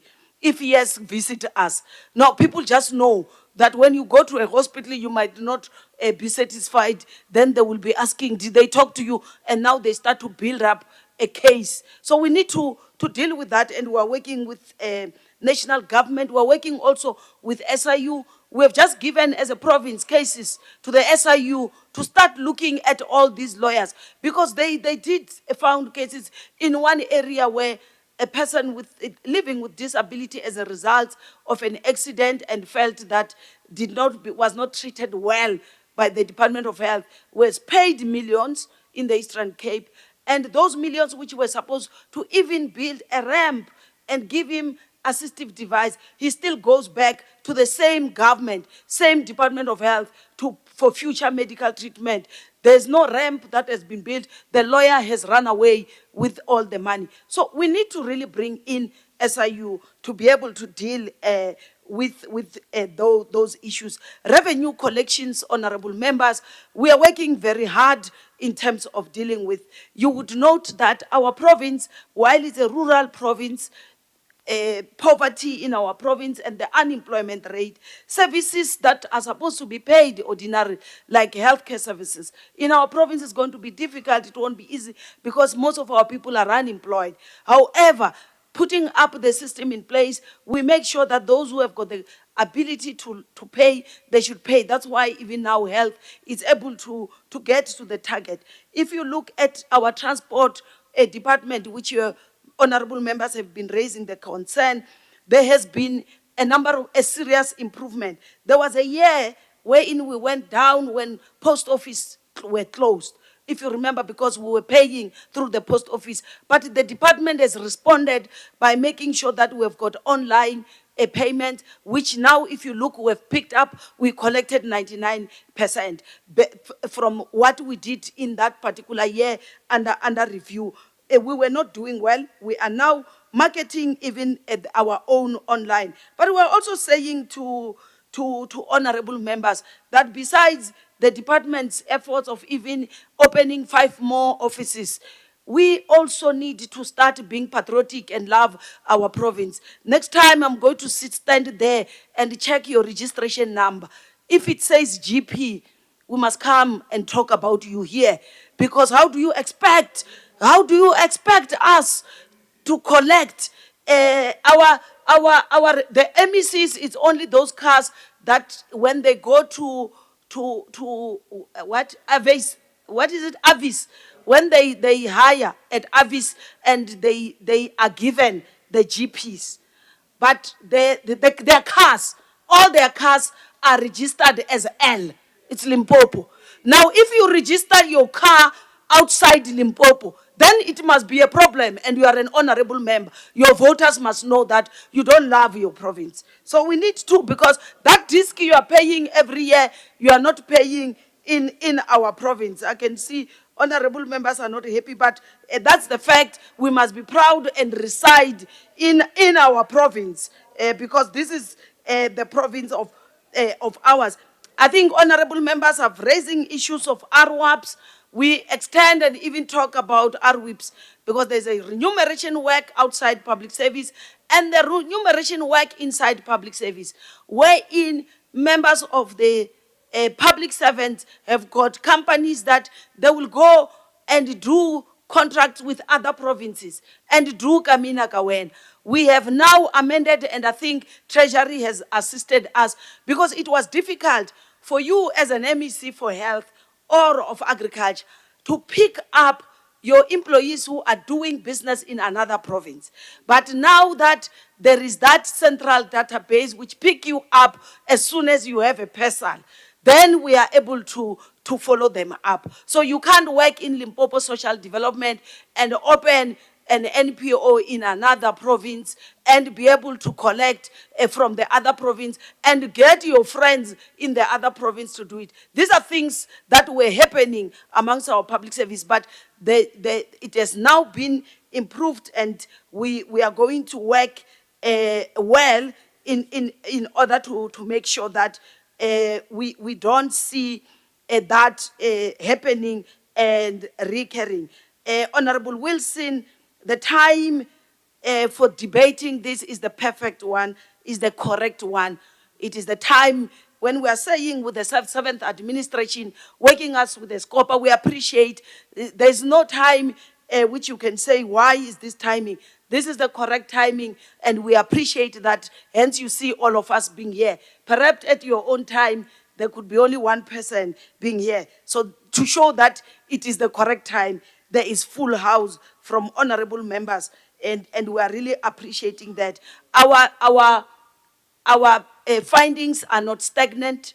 There is improvement. When you look at the paragraphs that have been given over the years, and you see what is currently happening. Yes, we do acknowledge that departments like Coxter must move into clean. We do acknowledge departments like transport and community safety. We look at quite a number of departments that we are working closely with them. They need to improve, to be in clean audits. Infrastructure, yes, we are working very, very, very well. Some of them, when this report happened, like Maputa Malachi, they've been stagnant. Today, we've handed over the building to the people of Bapalabura municipality. Lemana College, we have got update on that. During that review, we had a challenge where there was construction mafia that had come in, and unfortunately, the contractor ran away. But when the contractor came back, we have now new developments because the community want a TVET college. And our former Minister of Higher Education and Training has committed herself, and now we will carry it over with the current minister to make sure that Lemana becomes a TVET a college. As for Thoyando, I can tell you we have given it to IDT. The last time when we had a meeting with them, they said by August, a contractor will be on site so that we finalize. Yes, we agree that our 3D entities, our state-owned entities, we only have the gambling board. We also have the tourism that have got clean audits. We need to move even into the leader. That is why we establish, as per directive of SCOPA, an interministerial committee which is led by the Premier, and you have the MECs who are relevant, Treasury, LIDED, and also transport. We have already had our meeting. We are waiting for SCOPA so that we can give you an update. We will be giving you a lot of progress that we have made, because the most important thing was for us to start to deal with the administration and the management of these 3D entities, because the challenge and the problem is exactly there. And we agree with you, Honorable Mabucha. We need innovation. We need people who are going to say, we won't think outside the box, we'll kick the box and be innovative and think. And these entities must be self-sustainable. They must create jobs for the people of Limpopo.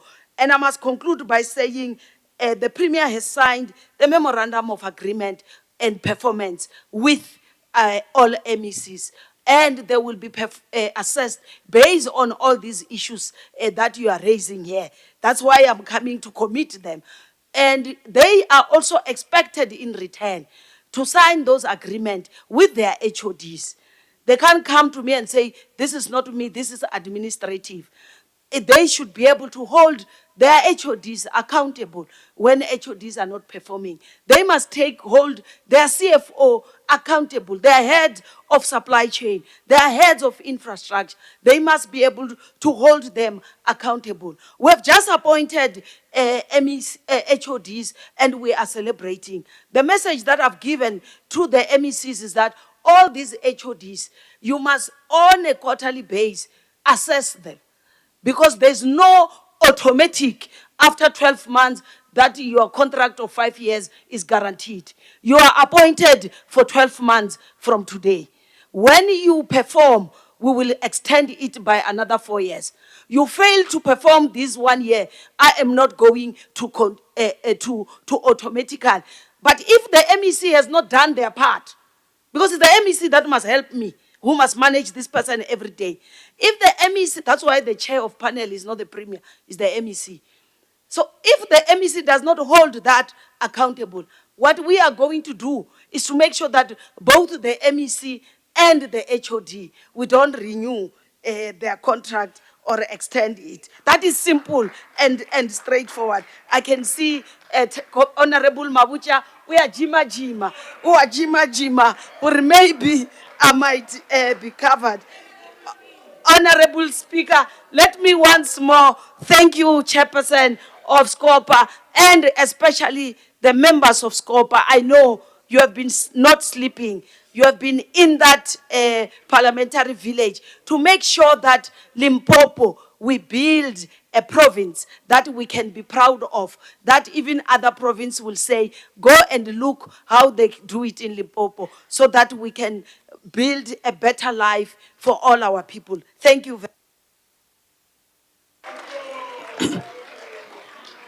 Thank you very much, Honorable Premier,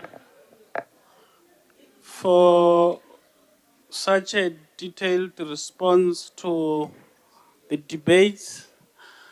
I thought it is important for me to highlight that the allocation of 20 minutes is in terms of rules, Rule 106, 2A and B, in terms of responses to the debates. The 3 minutes is only allocated for motions. I thought it's important that I highlight that. Let me therefore proceed to item 8, that the following questions have been responded to and are published at the ATC dated 21st of July 2025. And that is your question 13 and 56, 2025, for written reply by MEC for Transport and Community Safety. And to that extent, I want to take the opportunity and invite the Deputy Speaker of the Legislature, Honorable Tebogo Mamorobela, to give announcements.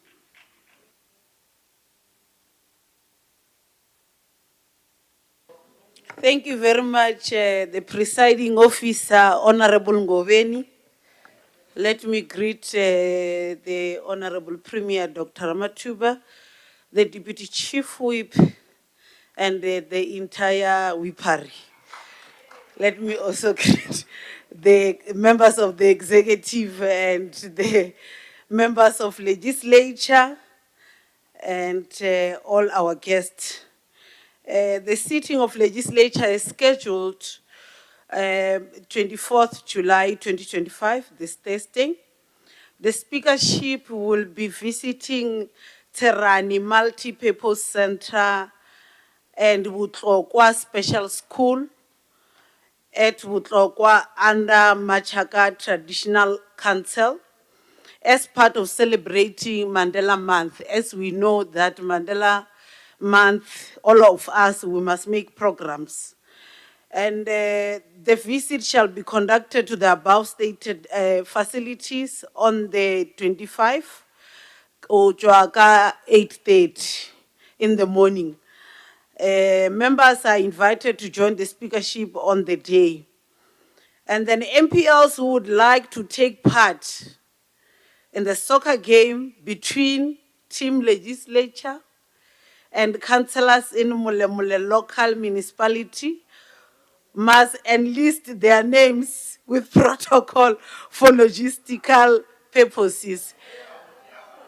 Honorable members, there are 2 teams that are going to participate. There is elderly team and also the team for the young ones and the middle 40s. So the elder ones, the speaker said she will select from the members of legislature who is an old one. But please do register your names. All these activities will be happening on Friday, honorable members. We mean the fit ones like Jerima Second Tawuma Vucha and Dr. Silane and Konyan. You are the team of legislature, I guess. So, honorable members, we are all invited to the lunch committee boardroom. Thank you very much.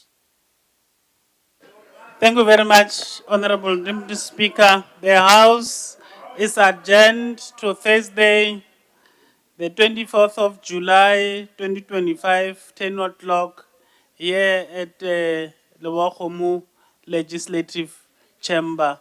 The House is adjourned.